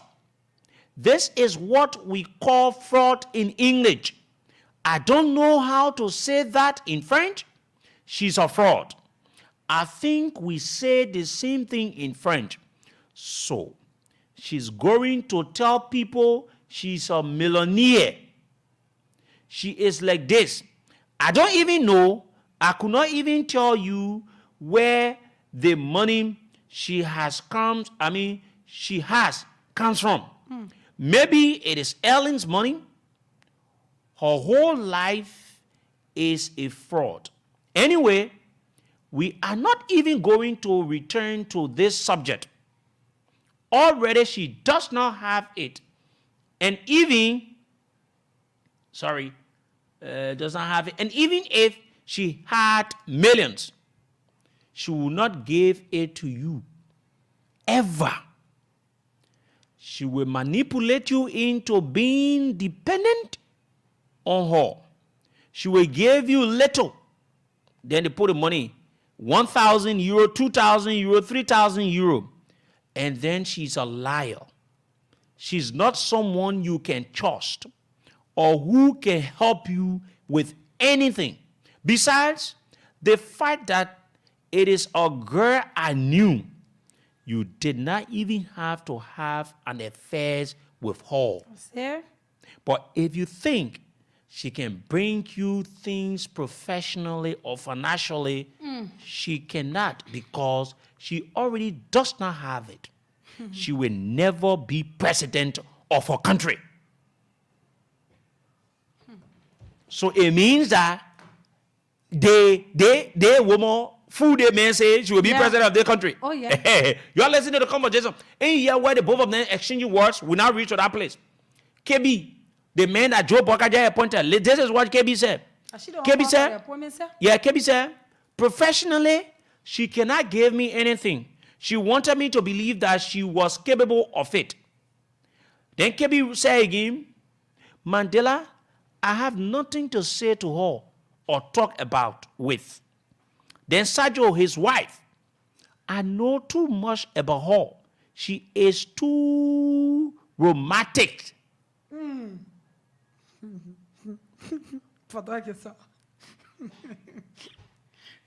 KB say, I discovered her a long time ago. Then let's go again. Yeah. Voilà, okay, the woman explaining now. The place is explaining now. Come there again. Small. We on it. Dom dafa amul sax au moins sax mu am doom sax mais même amul benn doom loolu moo tax Chantel nee na même fekkee doom bi foog mu dem créer ko ci mars dana ko créer.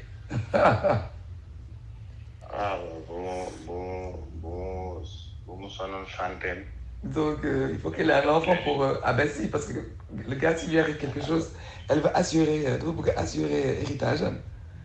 Okay, is there a funny part of the other place? Let me go through it again. Then Sergio continue and say, she's she behaves like that with everyone. She never worked. This is the biggest hoax.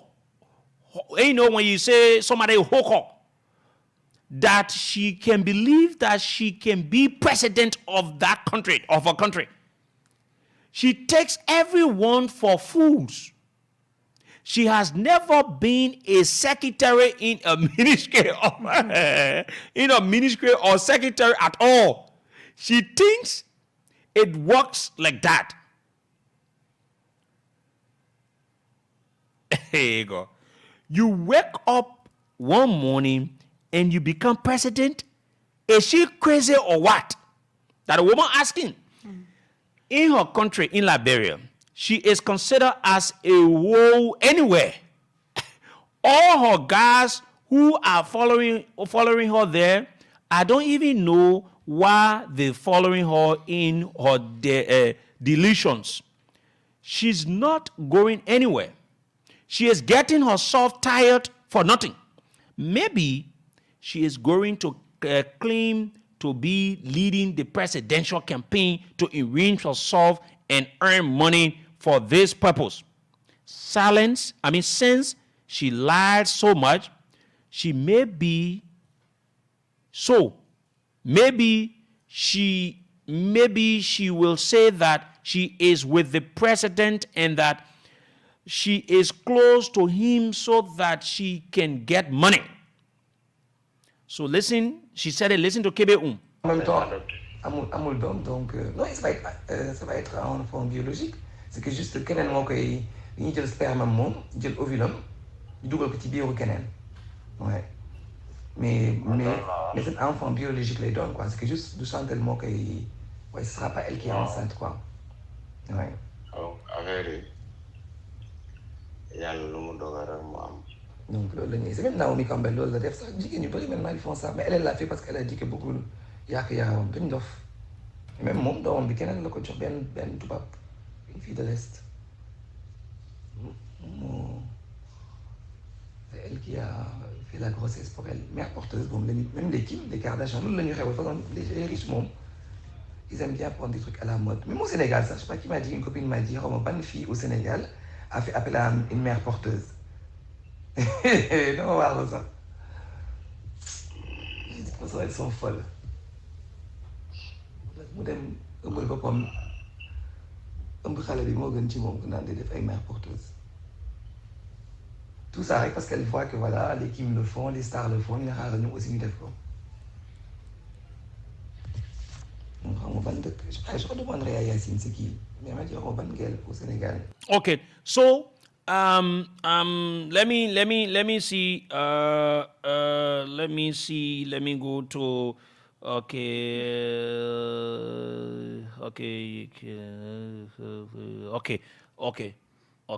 So yes, okay. Okay. So I send it from. I want to send it. Let me go to the exact place. Sorry, the other one that I was playing now. It was one of the friend of the married lady. They were talking, and the friend Chantelli. Trying to have a baby. That's why they were talking. So sorry for that one you listen to. It is not. So he say we get it incorrect. We will go. Okay, so the man is about to explain now. Y'all listen to what the man is about to explain.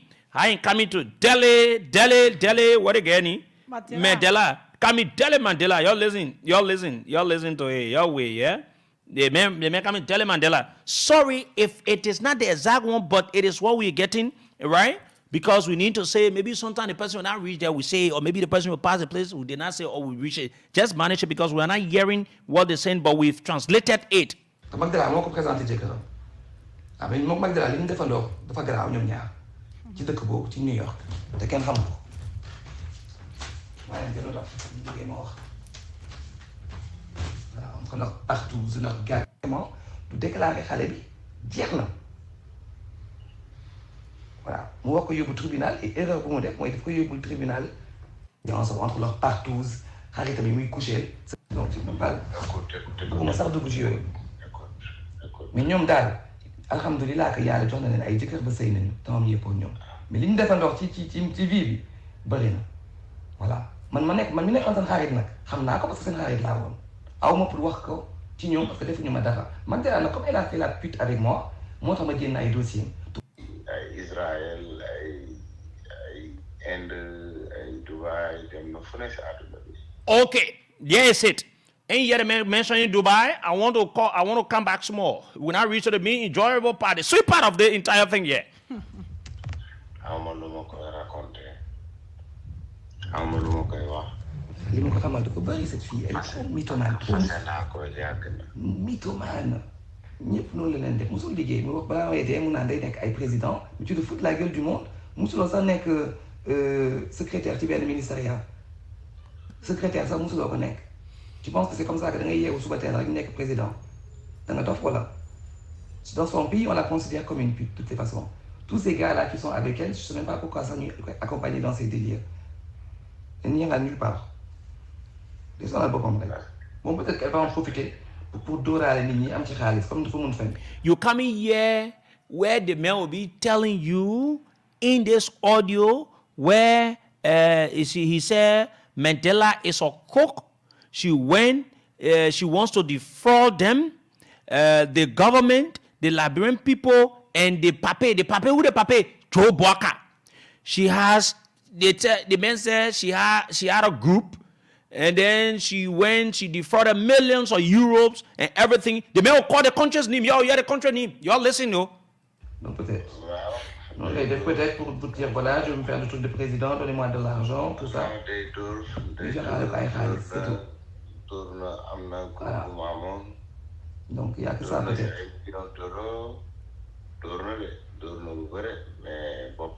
Voilà, non, il détaille chaque truc. Campagne Israel.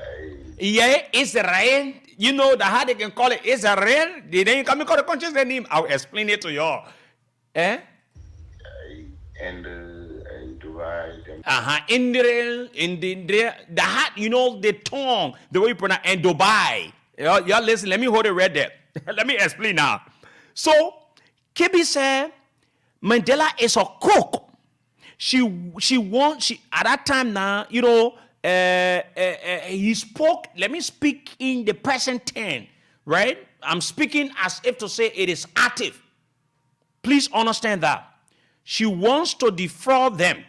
Them, he meant the government, the Liberian people, and the pape. Who the pape? Joe Boaka.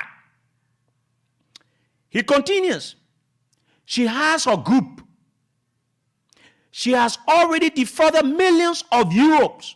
Y'all think that Mandela couple, they former mates like bro gay. They gay. Want to tell you something? Y'all feel bad. That coho, they get a cook. That they get a Joe Boga as a political advisor. What her qualification? Where has she worked? Let's go. She has a group. She has already defrauded millions of euros. You know what she used to do? She go and collect the money and pretend as if to say she bring it to Joe Boga. She doesn't bring the money to Joe Boga. She is a gangster. That Kibe referring to the woman like this, oh, the woman that he has married now. She is a gangster. And she defrauded a lot of money. She is a cook. She defrauded a lot of money. But she is only harming herself. He continues. She has taken advantage of this campaign to defraud and make a lot of money on people's back. She went to Israel. You listen to it. He said it in a recording. India, Dubai. She went all over the world. Let me let you that want to play.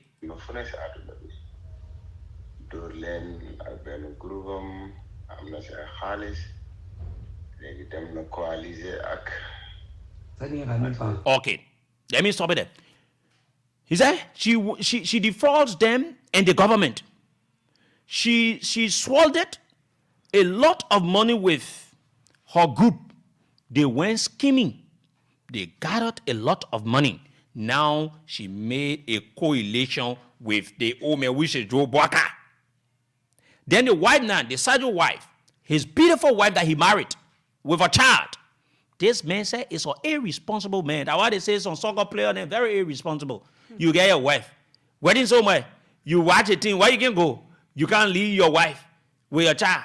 For Mandela Cooper, Mandela will show you real pepper. Let she get what she wants to get from all of you. Finish using you. And in fact, what they've decided, I will let you know.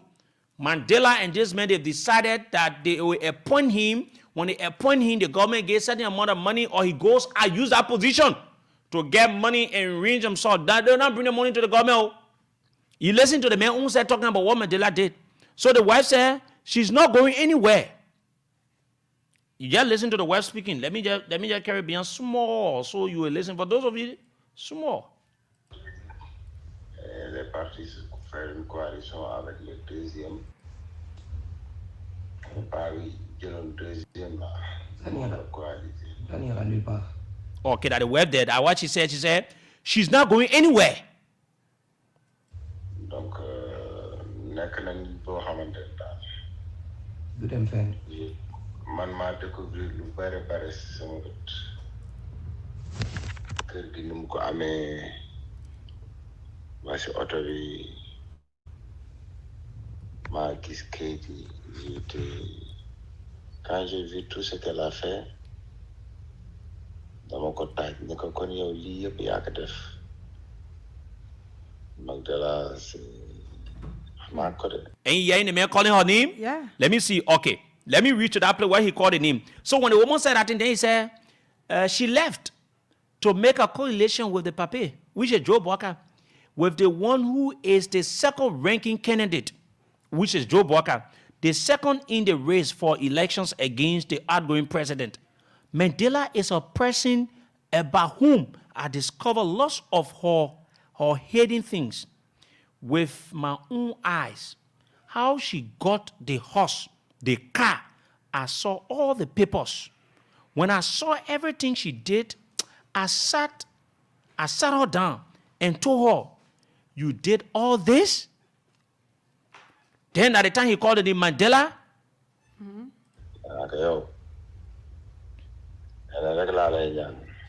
He said, Mandela, really? I told her that our paths separate here and that I don't want to cross her path again. And I left her take another path, but stay in duo. Okay, then the woman came in. We're going to go to the lines. Then he said, she has no choice. She's going to sign the divorce paper. I'm telling you, to go divorce another man for another woman husband. We're stopping it right here. Let me take a screenshot of it where we stop today. Where we stop with this. Okay. We'll continue tomorrow. Let's go to the lines. We've got more issues here on Mandela couple and the man they appointed. And you hear the thing the man saying about the woman. They are bought with steal money on behalf of the country and the government. They both go outside, the boy go look for money. Oh, yeah. Both steal the money. The way Mandela do it. I also say, we'll get more things on this entire thing. Let's go to the lines, Liberians. This is for you, Joe Walker. Once you say you will be the puppet of a president and you take all kinds of rubbish, all kinds of people to appoint them in power, this is what you will get, yeah? This is what you will get. We will dig deep into you. 0770907907 Mandela, she's walking naked. She's a buttock is sour like the way Mawan Diz is. Quick to open up, pop. He said, "Peh." 0770907907. Oh, no, but that's some of the things you want all to talk. You think I will not talk it? I will talk it. No, but I will talk it. When the people go do the crazy thing, then they say, oh, don't talk, don't talk. They radio, yeah, for everybody. 0770907907, Mandela will bring your daddy clothes also. Your recording, what you play, you say, oh, the other one, and everything. She never had anything to say in her recording. Shameless. She had nothing to say in her Joe recording. Walker appoint BM to be a political advisor. Yes. Then appoint BM to be you. Yeah, man. Joe, yeah, get all kinds of BM there, right? Look at the other one. All the time he play. You know why? You know why Mandela brought him in here? Because the man played before. The man got a connect. He knows friends and everything, and you know. Yeah. So brought the man here, use a personality, his level. My man Mandela is a classical being and a professional Hopo Joe. 0770907907, 0880907907. The line for them. Count is 0779003835, 0779003835. Mandela, if they hear you carry me to court, I dare you to carry me to court. Let me beat you there again. Morning. Good morning, CEO. Yeah, morning. Good morning to my sister in studio, your co-host. Morning. Sekou, thank you for the show. Sekou, our country in hell. Our country in the hands of gangsters and criminals. When you talking this thing, people who on the other side, they say you are doing the wrong thing. But I can tell you, you get the support of the Liberian people, 95.6%. What you are saying, all kind with facts, all kind with everything. We only pray for you to live long. That it says here, you should go through it peacefully and successfully. Let God himself send his angels to guide you, my brother. Because what you are doing, it takes a journalist to do it in Liberia. Thank you. Thank you. Let me take it from our end. Good morning. Good morning. Morning. Where do you join us from? My name is Jesse Wall, calling from Banga. Banga, Bon County. Go ahead.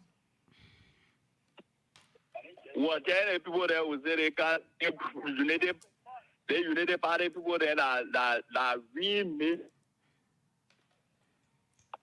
Your line is bad. You have to change your location. You have to change your location. Good morning. Yeah, good morning. Good morning. Go ahead. Yeah, I'm calling for Johnsonville. My name is Sekou Koli.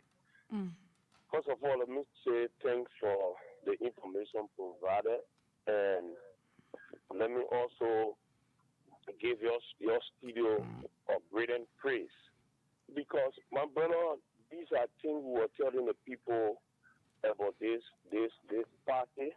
These are things we were telling the people about their leadership. Why will you get foreigner, not even natural lad himself?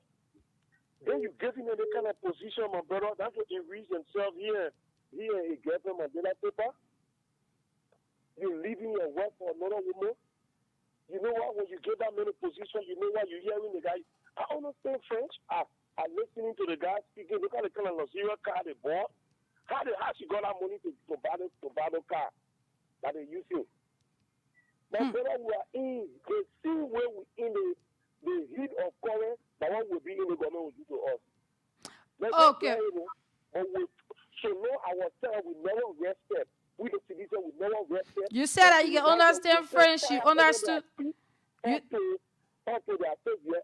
You said that you understood some of the things, right? You understood some of the things, right? You coming in, Boko? You said that you understood some of the things, right? Yeah. Oh, you have left him there. Yeah, I wanted to know because we need somebody who can understand French too to be able to interpret it when we bring them in studio. But because Liberians, that's just a little, right? We have the full recording in our possession. It was just a little part of it. We have Magdala recording, we have Kibi recording, we have his wife recording. So we have all of them in our possession. That was just a little. Good morning. On tomorrow, it will be another one. Go ahead. Good morning, Samira. You're live. Good morning to the teams of Mama Latira. Samira, this is Isaac Wuzing, who said to be called son of KOK, and I'm joining the conversation this morning from letter district number 14, the most oriented and developmental representative of our time, Honorable Kekula Muka Kamara. Samira, I want to say thank you to you and the CEO for the conversation. Samira, we know we told the people that some of these people is not competent. You know, this home breaker, I want to use some harsh word on this morning. But for the sake of her being a woman, I will hold my word this morning. But this woman is a home breaker. She just passing around, breaking people home to take other people men from them, and then she is someone that we are seeing in public space today. These are not people that have the character and in the moral character to be in public space. This woman, Medina Cooper, is woman, does not have the character and the moral standard to be in some of these positions you're occupying. It is some money today. These are our taxpayer money, our hard money that we are taxing this country, taking it away to this home because this. I would like to refer to her as prostitute. This prostitute when she's using our taxpayer money to do some useless thing around here. But we'll come for some of them and get them. This money we dare any men to get our voice of abroad, to get any EPS men. We are on our way to voice of abroad to protect our EPS brothers and sisters this morning. Thank you for having me. Okay, thank you. Good morning. Good morning, Samira, and good morning to Sekou. This is Esmo Khan, the visually impaired guy that you're keeping podcast to the fire to deliver all your campaign promises. And I call you from District 5. You know, the one guy presidency will bring a whole lot of stuff. That's why I always say that we didn't believe in his leadership. We knew that he couldn't have delivered. But what is happening now is beyond human imagination. We can't understand. You know, you have a lot of people in the country. You take somebody who is not a Liberian. You're not even a natural Liberian. Then you may point to a youth ambassador. To do what? For what we listen to the tape, and they just intended to give the guy the leverage so that he will go out of the country and lob it down there and get money so they can be able to support he and his being. They're fine. That's all it's intended for. And so what you got put up today is the fight. Because we got better this information from the very Gilman that acknowledged Sekou that what he's saying is true. We got better info from Mr. Gilman when the election was going on. But people say it was live. Now the fourth step is off. But this is what will happen to her. After the guy finished getting what he can get, he will just that short because the woman is arrogant, she is rude. So the only thing she will benefit from is can't go man. Okay. Come and get for her and go to her business. Thank you. Okay? Good morning. So, Liberia, Good morning, Samira. Go ahead. Yes, my name is John D. Yakbaru. I call from Bangabong County. Go ahead, John. Yes, Samira, I want to tell you guys thank you very much for the show and thank you to my CEO for this kind of information. Yes. I think Sekou has bringing us to the level that every information of this country will be on top of it. It is very important that you people are part of this new generation.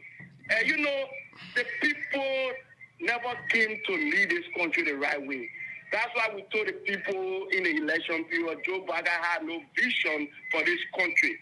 How can you appoint someone who is just citizen? You know how much past footballer that have experience here that can do that job, but you go out there taking BM and Mandela Kopo, who is using you, a detriment of all Liberians. I think we should revoke these things on our system. And listen, look at that type of recording. We got the one what the man said he paid money. Listen, you're not listening to anything here. We got the one what the man said he paid money to Joe Boaka. They paid money to Joe Boaka. We got it, yeah. Good morning. Let it come in. Good morning.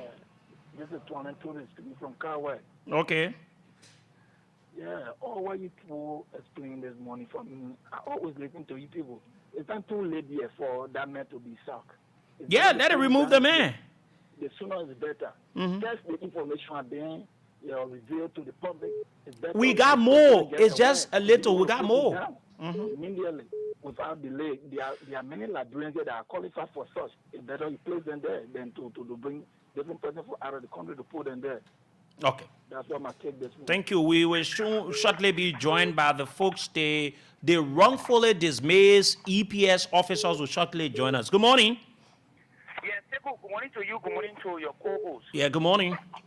This is Hussein Kew, and I call you from District 2. You know, Sekou, I listen to you and all of the colors and, the exceptions. Go to the point, please. Let me say this.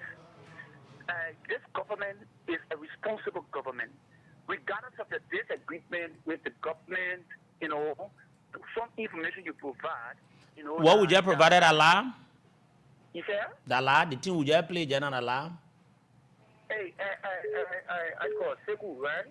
I think you afford me the opportunity as kind to I ask you simple question. What is simple question? Should I say yes or no? That what you want to do? So let me lay my thoughts, Sekou. You provide me an opportunity, right, to this. So let me disagree with some of the exceptions you made. Okay, so what are the exceptions? Sekou, for me... What are the exceptions, my brother? If you be jumping from one place to another, I'll cut you off. I'm asking you, what are the exceptions? I'm not jumping right now. We are be specific and direct. You don't have exclusive right to be on the radio. Jumping from one place to another, I'll cut you off. I'm asking you, what are the exceptions? Morning. Good morning. Be specific. Okay, let's go. Good morning. Good morning. Good morning. Our guys can come in. That person is now on the line. I'm not getting them. Sekou, let's take calls from that side. Morning. Yes. I call back for that fellow. No, leave it. I beg you. Leave it. Just leave him. Let's take another person, please. Morning. Good morning, Mr. Sekou. Morning. The people that are all making their false accusation, the people know already that this government is a fake government.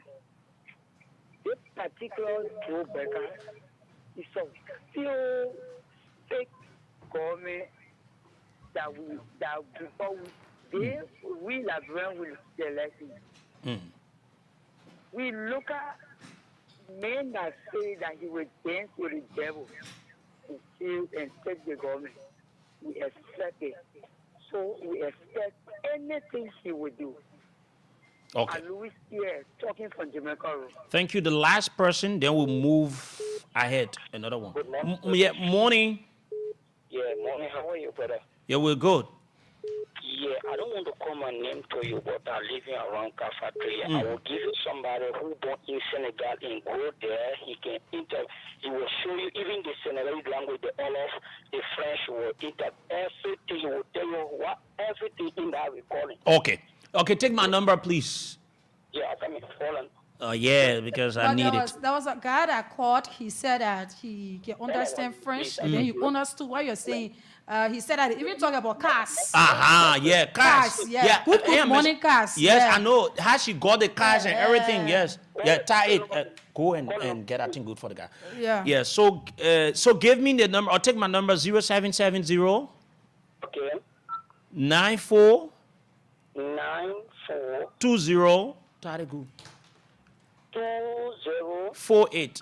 Lift it all small. 48. Yes. Okay, that's my number, yeah? My personal number. I can flash me there. Okay, no, don't flash me. Send me a message. Just send me a message with your name. Okay, thank you. Thank you. We're not taking calls again. I'm switching everything off. Your calls. We beg you, yeah? Okay, we transition. Tomorrow we'll come and continue the conversation. We'll be on this conversation for this entire week. We'll reach to a place where the guy said in the audio that they pay money to Joe Boaka. So we want to know whether the money they pay to Joe Boaka now for the job that he gave him, or Joe is a disgrace. He's the puppet of a president. He has desecrated the sacredness of the office of the presidency to the extent he makes this country to look hopeless, and the hopelessness has taken over our country. We announced this morning that we're going to play host to wrongfully dismissed EPS officers, professional people, people that have lived a life for this country, that have worked. And they were wrongfully dismissed. Let me say this before I can join them. One of the things that we all need to understand, when the country takes money and spend on people to go and train them, it is not for an individual or a particular president or anyone. They were trained by our taxpayers' money, and they are working for the state. Let certain people stop say, oh, the person here was employed during the other person time, so the other person worked for the other person. When you say that, then you sound so, one will say you sound stupid. It doesn't make sense, because if somebody is qualified, allow them to work. So our colleagues are here today. You're just dressed close to the microphone so that we will get you guys crystal clear. And I know you, the head of them and the other guys and everything. Let me start with you. Good morning, my brother. Good morning. Just come close to the microphone and feel relaxed. I know you're security man. Hey, Nana, you're there. How the morning, my brother? Well, I'm so grateful to God that we are alive today to see another day. Okay. So you want to introduce yourself so that those of the people listening will know exactly who's in our studio? My name is Godfred Samuel Weah. Okay. A dismissed EPS employee. Wrongfully dismissed? Wrongfully dismissed EPS employee. Okay. When you were in the service, where were you assigned? I was first assigned on the presidential motorcade. Okay. And later transferred at the executive mansion as supervisor. Okay. Very good. So you've got serious experience in the job. Let's go to the next person. I want to say thank you so much, Sekou Sharif, for giving us this opportunity. Yeah. Just speak to the be here today, right? I'm Special Agent Sheikh Durrell Bosse. Okay. I work with the EPS, and I'm one of the dismissed officer, wrongfully dismissed. That I'm here today to see what we're supposed to say. Okay, so when you were in the service, which one of the roles did you play, or where were you assigned? I was assigned at the former president's house. Okay. Which I was a deputy commander. Okay. From there, transfer to HQ, which is the mansion ground. Okay. As a main agent, posted at the back of the building. Okay, thank you. So let me go to the next person. Sir, what's your name? I'm Joseph Clement Green II. Okay. I'm the operation of this on wrongfully dismissed EPS officer. Okay. Yeah. Why? When you were in the service, where were you assigned? When I was in the service, I firstly assigned at Brightness, which is the Foreign Affairs, the first office of the president.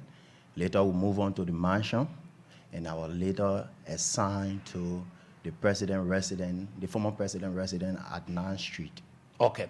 So it means every one of you, you've got high level of experiences in the job. Looking at all of the assignment areas, there are a lot of things you people know. We're not going to go into your security issues here. We're not going to ask you security questions. We're not going to tell you, because if you do that, you're going to be exposing the safety of the president, which I know you guys are not. You guys are not politicians. Sure. Yesterday, you people presented, let me go to Godfrey. Yesterday, you people presented a communication to the both houses. You care to tell us what are some of the things that were in the letter? Yeah, some of our concern that we gave to the House of Legislature was that they need to look into this matter. Okay. They need to be very, very careful to look into this matter, because looking at over 300 men that was well trained, and send them into society hopeless, without level of training in them, without something to depend on as economic sustainability after this service, after public service. To your country. To my country. I think it's a serious risk. Okay. We are not threatening the office of the president, because it is our responsibility to protect and uphold the Constitution. We are custodians of this society. So I don't think, if you think that we are maybe partisan security, or you don't have trust in us anymore, I think there's a way you can proceed with the matter. Okay. Call us, get other stakeholders that got some security expertise. What can we do? Because the system, the EPS system, I think they should have a system to, develop our potential, to develop our capacity. If you think that we are not up to the standard, create a system that will, a network with other stakeholders that. Even the great United States, they stay train their people. Yeah, network with other stakeholders that, you can come up with something that will improve our capacity, because sending us out is a risk. Because not everybody have the strong heart to maintain or go back into society and transform into different operation. Some will not take it. They will, they say they idle minds, the devil workshop. So for me, I think the lawmakers need to look into this thing, find a way out. If indeed that they are claiming that we are partisan security and they no longer feel safe with us, I think they should find a solution. If we can. So what's your length of experience in the security sector? Have you worked with other institutions before? As I said again, I'm Godfrey Weah. This name is a popular name. I work with the former president, Charles Gange Taylor. What? I work with the former president, Charles Gange Taylor. As what? As a trained former battalion commander of the anti-terrorist unit, ATU, the elite forces. So it means you've been in a security force for a very long time. Up to now, there should be no reason why somebody would say this is a partisan.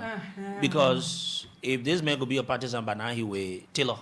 Yes, because I did not follow Taylor to the Hague. Yeah. If I was not, for us, we took oath to protect the states, the office of the presidency. Whosoever, whether color green, color black, color yellow president, we dare to protect you. Yeah. That is our responsibility. We are not partisan. And even, let's take for example, our director, current director now, Director Sengi, well, he now a partisan. We saw it during the campaign. He was with the Unity Party. So should we say he's a partisan? Should we say he break the law that he associated with party? No. You understand? So I think everybody has the right to associate with an institution that will give them some relevance in society. That doesn't mean that you pledge loyalty to that institution. It is the state that you pledge your loyalty to. So anybody that take over, it is our responsibility to guard and protect you and your family. So for us, we don't have any different intention towards the office of the presidency. Our duty is just to do the right thing, to do our job. Let me go to your colleague. When Gay took over, what are some of the things he put in place to reach to a point to say, oh, people are not qualified, people are partisan, people, and how was it? First of all, I'm Sheikh Durable. Let me go to that question you asked, Sekou Sheriff. Yeah. Before Semgay came into power, speak to the microphone. So before even he was confirmed at the House of Senate, Semgay made a clear statement saying that he would not work with the EPS officer that was employed 2018. You getting me right? I'm hearing you. That was the first statement. Then, when he got the job, when he got confirmed, he pursued his aim by sacking us the wrongful way. I guess you know about it, Yeah, so that was awesome. Yeah, so what I'm asking you, when he took over, were there any tests to say, okay, maybe I'm doing this test or I'm doing this to determine what? Never. So there were no tests? Never. Nothing of such? Never. So he just concluded by, terming certain individuals. How many in total were dropped and how many in total left? No, actually, I will not tell you the total amount. Okay. Right? But I'm talking about those that have seen, receiving letters and those. How many of you? Let me just say we are almost like 200 or 150 right now. Okay. Yeah. 200, right. 200 plus, right? So nearly around 300 were you to do the exact calculation? Yes. Okay. Right? So seeing those 300 officers' faces, sometimes it made me cry in my heart. Let me tell you the fact. Do you have any other motive or any other mindset that, okay, the way they think is going, maybe we're going to do something different? Or you think you will just remain peaceful and see how it plays out? Sekou, look at me. I am a trained officer. Do you think I'm not going to tamper with this country peace? This country peace means a lot to me. Okay. Right? So I was trained, I was molded from a civilian life to an officer life. Sekou Sheriff, for Christ's sake, this is my country. Okay. This peace lies in my hand, right? So please, I don't think one of us have that mind or that thought by going against the peace of this country. Never. Let me go to your colleague. Seeing some of the things are happening and the way they took you people out of the service, it is very disheartening. Somebody that you've worked for your country, if anyone wants to put you down, I think they should honorably honor you for what you've done for your country. But the way in which it is currently taking place is like a slap in the face of you people. If this continues, my brother, what do you think will be the next course of action? Thank you. Again, I'm green. All right. That is why we are not trying to put stop to these things. Because we believe it poses serious threat to the state, to the safety of the state. So we as a peaceful people, understanding the law of this nation and want to uphold the peace, we decide to come out and say, no, they shouldn't be happening. Okay. We have an issue like that during the former regime, where you have the former chief of staff put over 100 plus military personnel. That is a risk to society. You don't do that. So if you have a problem, they have something in the security we call corrective measures. You put in place to be able to correct these officers that are going out of the law of the entity. So that is the reason why we are doing this civil way. We are not going through this through the military way. So because we don't want any future embarrassment that will threaten the state. So we can assure you that we keep on the path that we are following until we can get our redress. But we are also saying we will need our redress sooner. What is it that you people would think should happen in this thing? Why if Gay says that he wants to pay you people off? And one thing that keeps, confusing me is every one of you were employees, and so? Yes. Sure. Yes. So when you are employed, it goes for how many years? 25 years. So, okay, if they want to pay you off, now how will it be?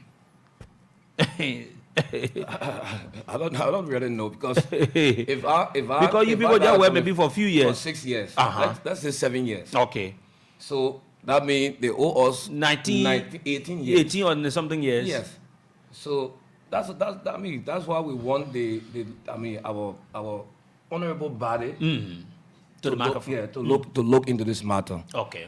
Because this is very serious. We have our family. We have everybody here. Every EPS agent got up to 5 dependents, family members. Yes. That depend on them. You wanted to say something? No. School is about to open. Their children need to be in school. So they need to take that into consideration. When Senghir left the EPS, the first time he was EPS director in 2017-18, he left people that was loyal to him in the service. Okay. He had own people that he left there that was loyal to him. When the new administration came, that is the CDC administration, they did not take anybody out. You sure? Yes. Even some of his loyalty that he left there was promoted. They were given positions. Wow. That they even served up to the 6 years of the CDC government. So nobody wish on anybody. I think I see this as a wish on because, as I said again, if you think we have problem, solve the problem. They got other people. They got system in the service for they got time for pension. They got other people that is physical. I mean, they got physical challenge. You know what I'm saying? They are disabled. They are sick. Look into the matter. If you want to drop people, these are people. Look, people that already reached the age that you see them as not even fit to be security. But you see, looking at energetic men, strong men that you put training into, you impact. The only thing they know is security. Have there been any time where maybe someone suspected that most of you people that they wrongfully dismissed were trying to create an unsafe environment for the president? No. You see, the problem from the day Senghir entered, even some of our guys that resigned, you know, some EPS officers resigned because they resigned because they were coerced. Because when Senghir entered, they threatened remarks. I will fire people. I will do this. So it's like everybody working out of fear. Even now, those that stay in the system, they are working with fear. And security man, you don't work with fear. You be relaxed to do your work. But one director just make everybody afraid. Like even the agent standing on duty when the man car pass, they nervous, they confused. That's how the entire system is working right now because of one man. The power is in his hand. And I mean, I think it's wrong.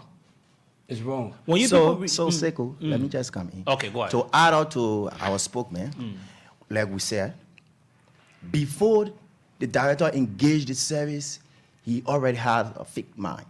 Because within transition of government, if you have a security personnel who is taking charge of the president, most especially when it comes to the EPS, who is directly on the president motorcade, when you are transferring leadership, you will take the present motorcade to the current president. That was done because there was a clear mandate that came from out there, from Gay. He said that they will not operate with people that was employed from 2018 to 2022. For that reason, they should not assign none of them to the current president house. At that time, we're in the transition period. So they were forced to go back to people who were not fit, or other people to select them to fit in. Also, you mean now, even though most of you are very strong and energetic, I'm seeing you guys, well, you know, you have a very good morphology. When anyone sees you, they know that you people are security people. They've left you people, they are wrongfully dismissing you people, but taking people that maybe not be qualified or maybe are not fit to do the job just because they want to get you guys off. Yes. That's what happened. That's what they are doing. Yes. That's what they are doing. So. Are you serious? Sure.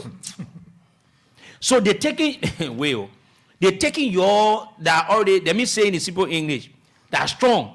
And take 59 years old man to replace me. So was almost 1 year to retire, because at age 60 you retire from that's the age range to retire.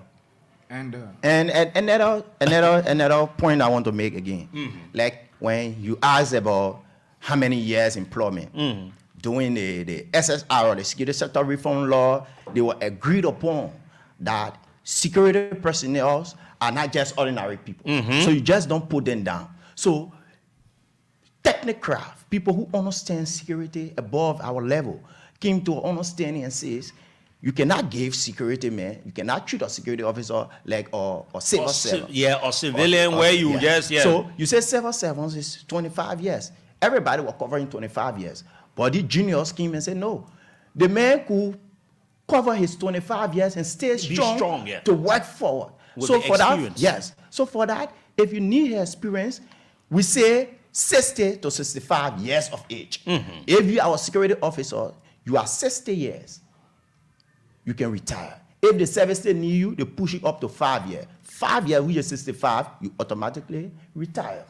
So if we will say we are claiming, like you say, our bottom wages, then it means that we have life. But we also want to draw a conclusion to this and to tell the presidency that Director Gay is proceeding wrongly. We said in our letter to the House, we said Director Gay is threatening the peace of this nation, is threatening the presidency. Why? Because you put over 200 officers down.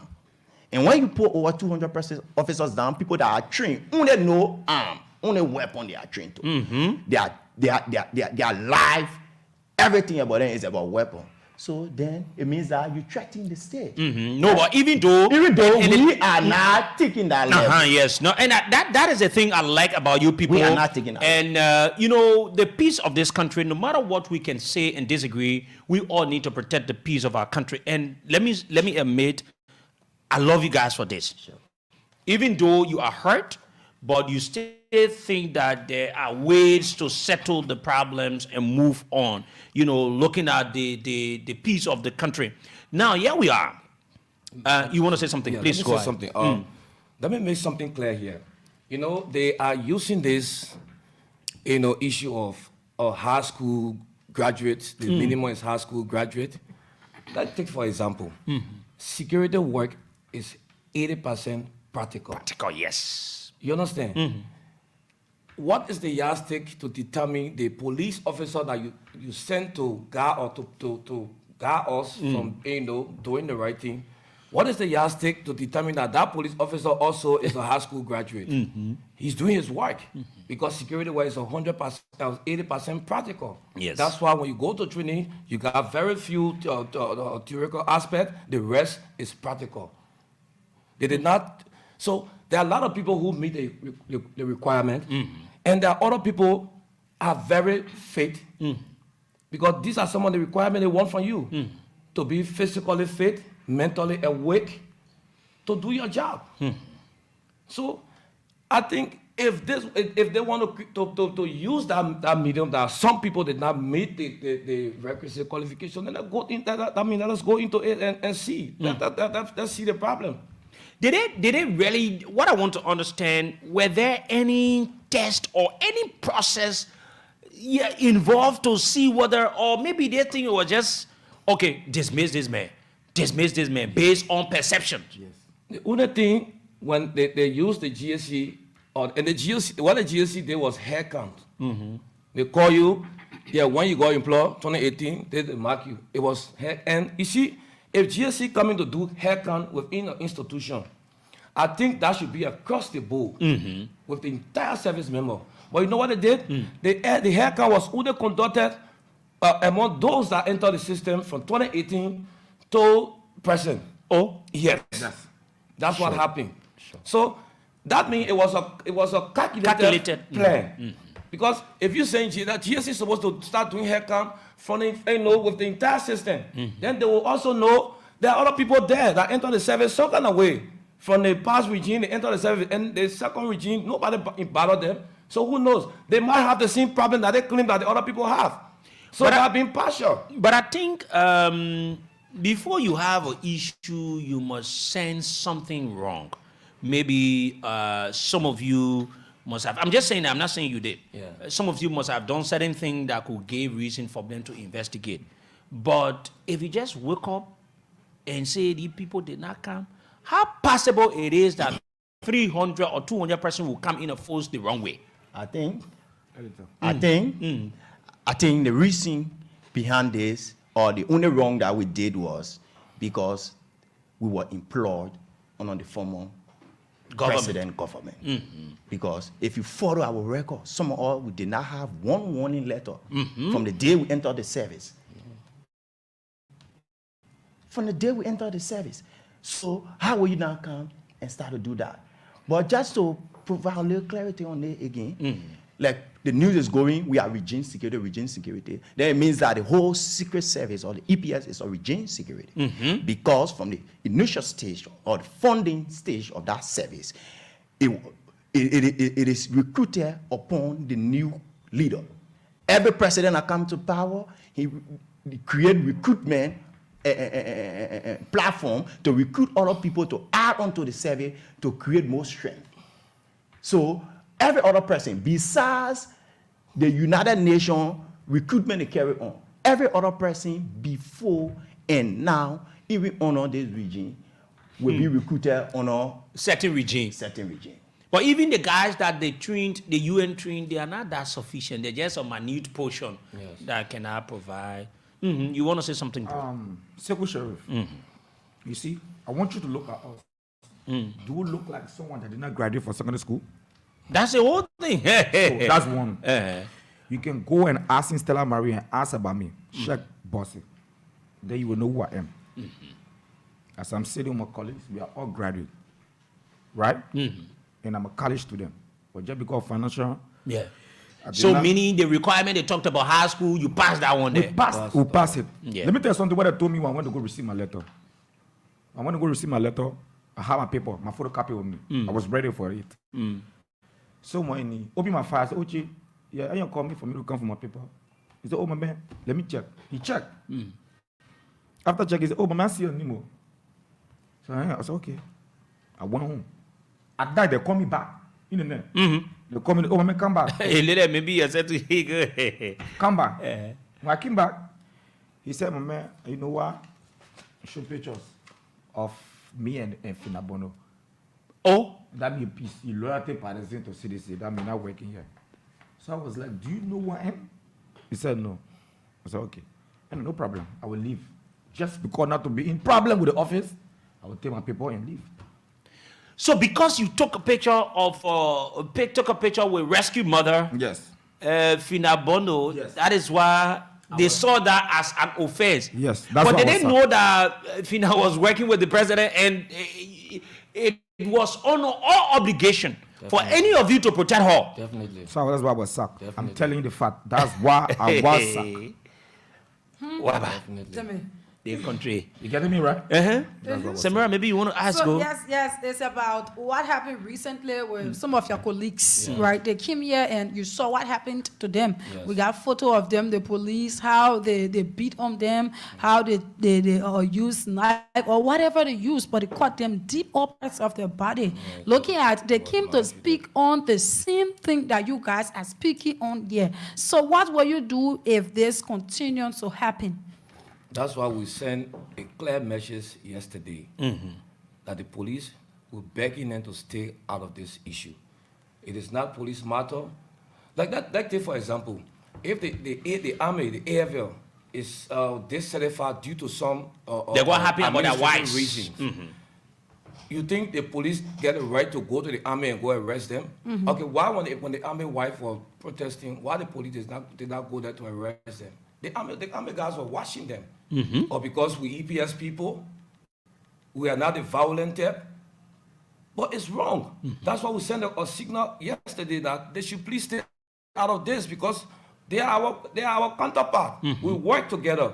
We don't want to go in a row with them where EPS and police will be into riot because for some of us, we are frustrated. So, I mean, men who don't fear nothing. We are frustrated. So, we are begging them to stay out of this, and I mean, let us all help to engage this EPA administration to find a solution for this. If you don't want us, let us go with proud. Let us go back to society that our people can say, yes, you have worked, and then you earn something. But imagine if we did not speak out our mind or speak for justice, and we just sit down, something just send 300 men out. That means just walking with nothing. Maybe the only benefit we'll have now is this April salary because we work. Once you pass the 15th of the month, that means government owe you. Are you even sure whether you will have that is the problem. That's the problem. You understand? Yeah. That is the problem we have. Whether we'll even get this money because this, the action, the level we are proceeding. So what if, I want to ask two questions, then we go to the lines. Yes, the first one. What if they want to pay you off and say they'll pay you 2 months? Is that reasonable? No, not at all. We are employees. We are now contractors to be on supplementary payroll. Mm-hmm. We are paid by government, so it's unacceptable. Okay. Yeah. Even though you people, are you people also willing to go back to the service? Yes. Yes, because this is what we know best. Mm-hmm. This is what we know best. Okay. VIP protection. Yeah. That is what we know best. So if our host can settle this issue, and then they call us back, we will go back. We will go back, and we will have no problem with Senge or whosoever. We're doing our work. We're not working for Senge. We're working for the office of the presidency. So what can you people say to the president? Maybe he's listening, or maybe someone is listening. What can you say directly as to what? Maybe sometimes somebody will say he's not aware of what's going on. What can you people say to him so we'll go to the lines? For me, I just want to say this, that the president, he's the leader for everybody. He's the leader for the EPS. He's the leader for the AFL, for the police, for every citizen of the Republic of Liberia. And I hope he listened to this, and I want him to investigate in this matter. If he doesn't need us, in his regime, there's a way he should handle the situation, because they has to do with his, his protection. Mm-hmm. And so, also his legacy. His legacy. Mm-hmm. So it shouldn't be like, President Baka regime, they drop people, and then the criminal rate, the armed robbery, they rise to the increase. Mm-hmm. So let he use his wisdom as our leader to settle this matter. If they don't want, because that is their point, that we are partisan security, but I don't see anything like this. Even the letter. Look at you. You say you've been working since Charles Taylor time. You understand? And President Weah came. He saw. He saw fit that I'm qualified to do this work. So I was employed with the EPS. So we want the president to please. We're begging the president, Honorable President Joseph Yuman Boakai, to please look into this matter, to call his EPS director and investigate the matter. We respect the law, we respect the presidency. It is our right and duty to protect him and his family. We are not in any disorder, conduct issue. Yes. Okay, thank you very much. We have wrongfully dismissed EPS. Some of the wrongfully dismissed EPS officers, they are our guests here at this time. We're going to go to the lines and listen to you Liberians. What have you to say? We're going to take a few of your calls. For those of you out of Liberia, you can call us on +231 770-942048 +231 770-942048. That's the WhatsApp line for you to join us. Maybe you're listening to us out of Liberia, somewhere around the world, you are joining us. You can use that to join us on the show this morning. The local lines here, you can call us on 0770-907-0770 907 and the line for the folks in Bon County. Bon County 0779-003-835, 0779-003-835. That's the number for the people in Bon County. Okay, let's take this very first caller here. Morning. Good morning, Sam and the president friend. Good morning, my brother. Let's hear you. Please be audible. My name is Ivan Melke. I do call from Calcutta. Sekou, I don't understand what the EPS director is doing by downsizing something like 300 million. I mean, it is a threat to the state, even threat to the presidency. Maybe same gig has different in mind for the president. That's why he is putting the able body laying down for the force. But I can't see any issue of him doing that. Well, maybe he got something in mind against the presidency. Thank you. Thank you very much. This person. Good morning.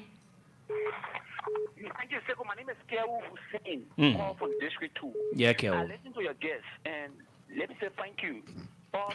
You know, security people were not engaged, you know, into these kind of public discussion. I think there are behind the whole scenes that people can have this kind of discussion. Now, you people claim to be professional people who were wrongfully dismissed. Who determined you being wrongfully dismissed? It's the court. The court will interpret whether you were wrongfully or rightfully dismissed. Excuse me, my man. I'll cut you off. Morning. Hello. Good morning. Yeah, you won't come and waste time with anybody. You can't call here to cancel something you use about the talk. We'll cut you off. Morning. Me, I'm having my own to say, oh, you go off the line. I'll cut you off. Morning. Yeah, good morning. Yeah, good morning.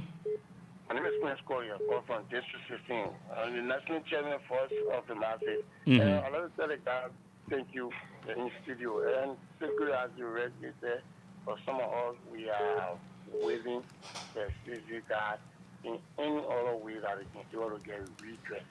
You see, the issues of authority, people who don't know that old man, see where Joe Biden is acting irresponsible without having NKA.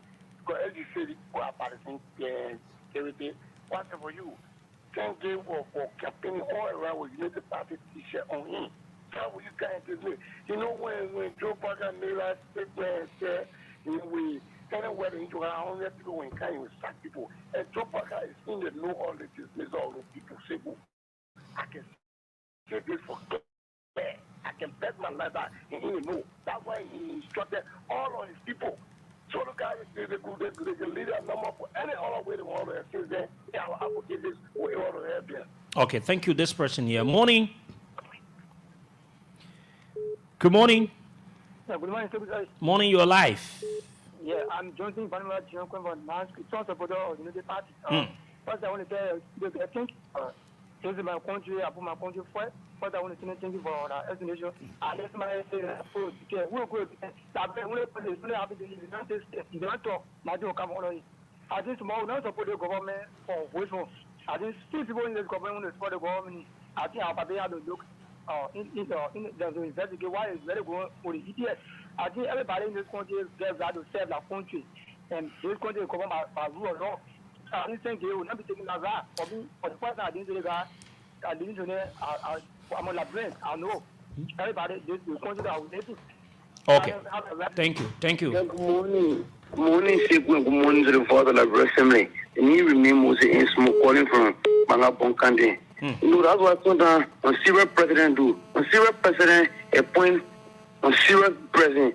So the guy who are in Syria, we are within. We just tell them, and then they keep their patient. I listen to the same communication. Operating be okay for them. Thank you. Thank you. Okay. Thank you very much. I'll take this person here. Morning. So, Sekou, you had to cut me off. I didn't make my... Yeah, because we have other people. You are saying something out of what we've discussed. Morning. As if to say you get share in a play. We have a call here. Good morning. Morning, how are you? Good morning. Go ahead. Okay, please, man. I want to tell you we think you are the one. Please tell me we think you are, man. You know how you're going. No, where do you join us from? You need to make your point on the show. Come again? Where do you join us from? You will need to make your point on the show. Okay, I'm calling from Ghana. Okay. I want to know the think you are no more. Okay. Good morning. Good morning. Good morning, Sekou. Yeah, morning. Thank you so much, Sekou. This is Blake King, the proper defender. Mm-hmm. You see, Sekou, I don't know what is happening with this government. Every sector has been witch hunts. And I don't think the security sector should be politicized or political actors. These guys are professional people. Nothing they know aside from protecting VIP. These guys went to camp anywhere. Some of them went to training. All right? Some of them went other country for training. So for you to come with the name of being said, I have worked in the DA in America, and you bring a lot of big show in this place, and you do a lot of bad things, and Mr. Bwaka, because of the attitude, he said that and allowed Sanjay to threaten his life. I think it's not a good thing. Bwaka should think twice about all he wants a peaceful Liberia, Those guys should be reinstated. This is what they were trying to do for the dead Johnny EPS. They pledged their allegiance to Liberia, not to a political party. They are not politicians, and as such, they should be given the space to operate. Thank you very much. Thank you. This person. Morning. Good morning, the biggest CEO of our town. CEO of the morning, and good morning to our brothers there in studio this morning. This is the people's governor, the governor for District number 10, Adamso Isaac, and I join you from the whole. Mr. President, we want to say this because for now you are our president, and Papa, we give you so much respect. The public outcry is too much. There are many cries in the country, but the local 300 men. Some of them who are legally married, we just go about to our friends and say, we go back to our wedding and ask us, they pay where you come from today, you go to where, or you go to your house, or where you bring. Then you talk about people then who run our service to this country work for this number of years. Look at the time our other brothers have to enter the service. Yeah. These people there, it was promised that the Papa promised us that the rescue mission will not come and make people cry. Papa, we want you to understand why it's true that our government are already there, but you are every one of us president now. Listen to our brother and cry. The public outcry is too much. Don't mind the people. We beg you, listen to our brother and step to them. School coming open. We in tears for our brother then because the other day when I saw the arrest, the other guy, can you imagine watching the video I cried my web asking me? We beg you, Papa, please, if you will not be there, they rescue me when somebody is drowning and you show the sick, you bring them on show to save their life. Thank you. Okay, thank you. This person here. Morning. Morning, Brother. Yeah, morning. Go ahead. You're live. Thank you, Chief. This official president is Eddie, and I do join you from Kazali Boulevard. Thank you, Brother. I do listen to you, and thank you for flagging issue, confronting this nation, right? Sometimes when I hear people defend things that are not really supposed to be defended, I don't know what really will worry. This nation, we as a poor people, we that don't have job, we depend on the peace of this country to survive. So if you think that you are a party loyal, that everything that people comes on radio to explain to the society, things that matter to this country so much, but because of your partisanship, you defend everything. How can you determine that these guys are in studio, when that people that are wrongfully dismissed? They see who's in get already. Don't mind him, man. They get already all the place. Okay, thank you. Thank you. This person, we're going to take roughly 3 or 5 more calls to call you a day. Morning. Good morning, Samira, and good morning to Bada. I do call you from District 16, Pusho Island. I'll come back one more to me because I had an accident. So sorry, man. Okay. So much this morning for flagging those guys. We all are part of the Unity Party, Sekou, and likewise those guys are all Liberians. Like, if you have to go through credential issues, Sekou, look at those who are safe for credential. Like the security sectors, like it's physically, those are physically things. How much the man has his own mind of reading his VIP and whatsoever, you go along. Where are those guys going to start all from in life? So we are calling on our president, His Excellency, Joseph Yuma Boakai, that he see reason, and then let them be able to bring those guys on board. Once you reach the age of pension, they pension you. Thank you all so much for putting me in the time. Thank you. Hello. Hello, good morning. Yeah, good morning. Thank you. This is Edtion from the District 18. Austin, go ahead. Sekou, let me tell you what all these guys are saying in studio. Look, Waka is in the no. What I'm asking is, after the election, 2 months, you know what they had their training, Sekou? There's a college in real called CB Bashel. CB Bashel. Yes. What CB Bashel College? I think what a former soldier name, he has been training some people. Bodneke, yes. Okay. Let me tell you, Sekou. You know, the EPL director, the deputy that Waka in law, is a brother. Yes, it's true. It's a brother. Yes, it's all true. These guys, even Bonner, some guys, so we get information on when there to find space, but when we went there, almost 400 to 500 units per day, different people. Even the courses they were teaching, I can tell you, I had some of the courses with me with their knees operated on it. You getting me? Mm-hmm. So what these guys are saying, the Waka and the likes of Samuka, the likes of Grace Bay, all of them, look, the old person that came from the way back Waka train, they were all on our compound every day, treating people. I was there. I can tell you a fact. I got a puppet, the security code, nobody, all the pamphlets they were giving, we were buying the pamphlets, $300 per pamphlet. You can see about almost 400 to 600 persons on our compound. You getting me? Mm-hmm. So what these guys are saying, they should know. Nobody should fool in that Baka. That Baka is in a know. All of his deputies, a lieutenant are in a know what's going on. Every one of them, that compound was put every day into once. So they see it was splendid, it was prepared, it was look. We come from the 60 background. The thing was yelling. When we take over, all those people are there. They said these things. Sekou, I can tell you for free. They said these things. What our brothers saying, they said it. They were these people said it. The government, all of these Baba killers they had before. They recruited them. Even when the innovation was going on, you know where I saw the Baba church, Sekou. You getting me? Go ahead, you're live. When after the training, before the training, they say, okay, we're going for church. I was sent to where Baka went to church. That church where Baka had a church there. Yeah, that child was there. When Baba went to that child, I was there. We were sick. We were saying different era. I was just monitoring, listening to some of these guys. Because my guys were saying, everything settled. All the tradition were getting rid of them. I said, I was not talking about. I know what I was doing. You got me? So even when we went, they forced us to have their flyers. They gave us flyers. But for me, when they give it to me, I swear I move 1 or 2 shall wrap. I put it in my pocket. You got me? So this year was splendid. The night yesterday. Some college and that breaker, the guy was there every day providing water for us. He said when we take over, we'll just leave it everybody.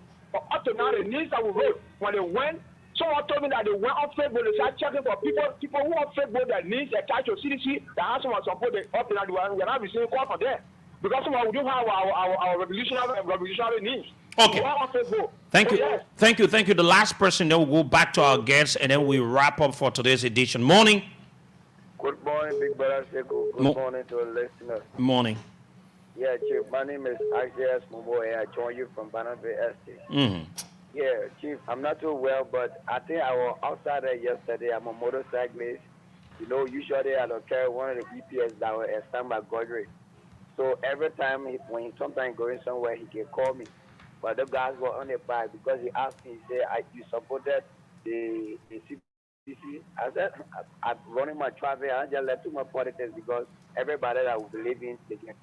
So he said, I'm thinking, get here, the government, if you get any other degree, just find small things so that I'll be able to talk about it. I'm people, me can do everything together. I'll be able to pull you through. And all the division now is done by Joshua. This show will put everybody down. I know I don't want to carry every time. Most of the when you go home at time or you go on OPS, you call me because I'm a cyclist. I was hearing over there yesterday when I came to the Capitol building to speak to us on partisan police were trying to bring tensions in that they get honorable man. Okay. Thank you, my brother. That's all the time we've got to be here. We're not taking calls again. Please hold your calls. No time. Let's start with you, my brother, so we can, you listen to the callers, you have something to say, then you wrap up, then I'll go to the next person before I come to the spokesperson. Mm-hmm. Yes. I want to say thanks to all of those callers. Mm-hmm. Those that were saying the right thing. Because in Liberia, the right thing have to be done. Because if we don't have the right thing to be done in this country, it means that we are going nowhere. So when we see our brothers and sisters trying to speak to the truth and to the fact of this matter, then it means that we know this country is getting to a better position. But I just want to say 2 things. Like, bring back our mind on the GSC report. On the GSC report, in my conclusion statement, like we said, this is an organized issue because we believe that as officers, some of the things that is going on, that is happening surrounding these issues, make us to believe that they are organized. So like my spokesman said about the GSC. GSC conducted an audit. They decided to do a head count. And they did a head count for partially people from 2018 to 2022. And they say we did not meet the minimum requirement, which means because to every security entry, minimum requirement should be high school certificate, Y certificate. It should be fit, which is mentally and morally, physically fit. So these are some requirements. So if you say we do not meet those requirements, so that the reason you did the head count for only us, so you're trying to tell us that all of people that are in the service meet the requirement, then we say no. Because we have people, names that we know. They are on the motorcade, they are driving, they never go to no formal training. And they are now high school graduates. If you read A, they cannot identify them. We know them, we work with them. So that's why we say, this is wish hunt. This is wish hunt. Because we know people. So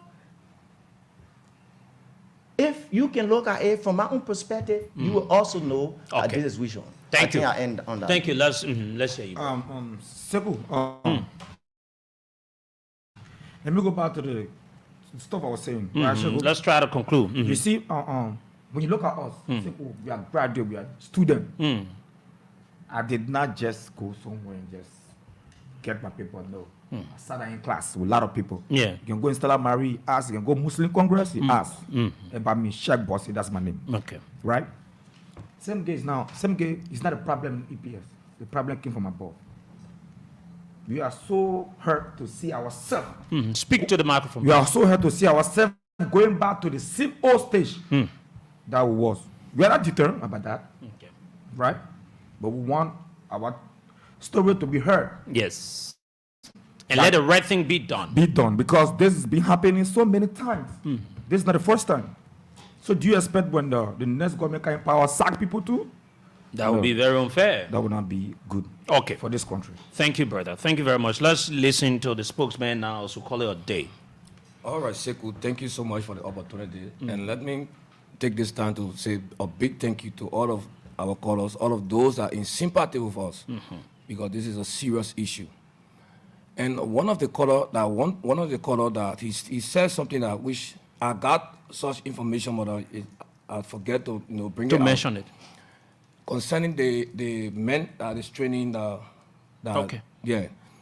As a few days ago when I was watching Spoon TV, they brought, I think the CEO for Spoon posted something, and he thought it was the DEA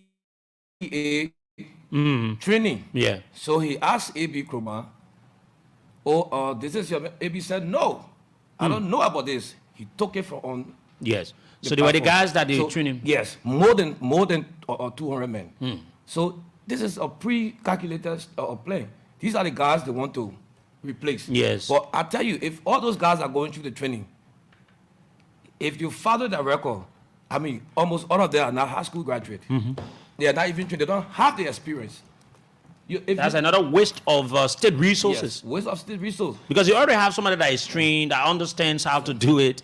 And I think it's better to, because then why are you asking, why do you ask for experience if somebody apply for a job? Because we got the experience. So I think it's better to use the experienced people, work along with them. If I do the right, if I go against the EPS ethic, I mean, I don't need to stay here and talk. I just receive my letter and go. Yes. Well, where did I go wrong? Okay. We meet, so we want this thing to be solved. Okay. We don't want problem. Yeah. We love this country so much. And our children also depending on us. Our family depending on us.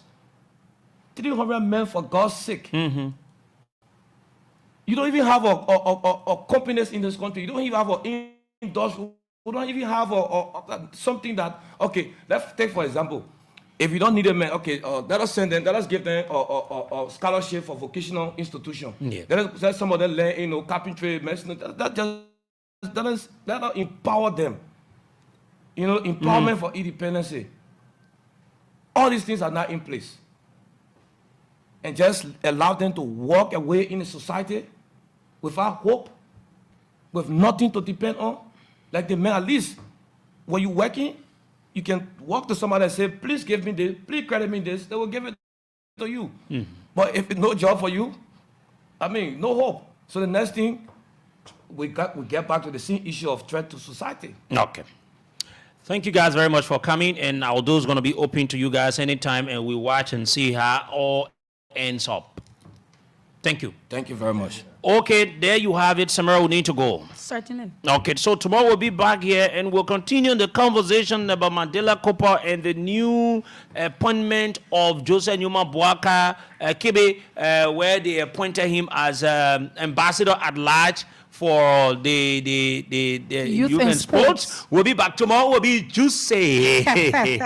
Yeah, join us tomorrow, man. You're listening to the EPS folks, and then they're saying they've been being very respectful. They're calling so the right thing can be done. My name is Sekou, and I'm Sekou Sharif. Inshallah, we'll be back here tomorrow, and it promises to be great as always.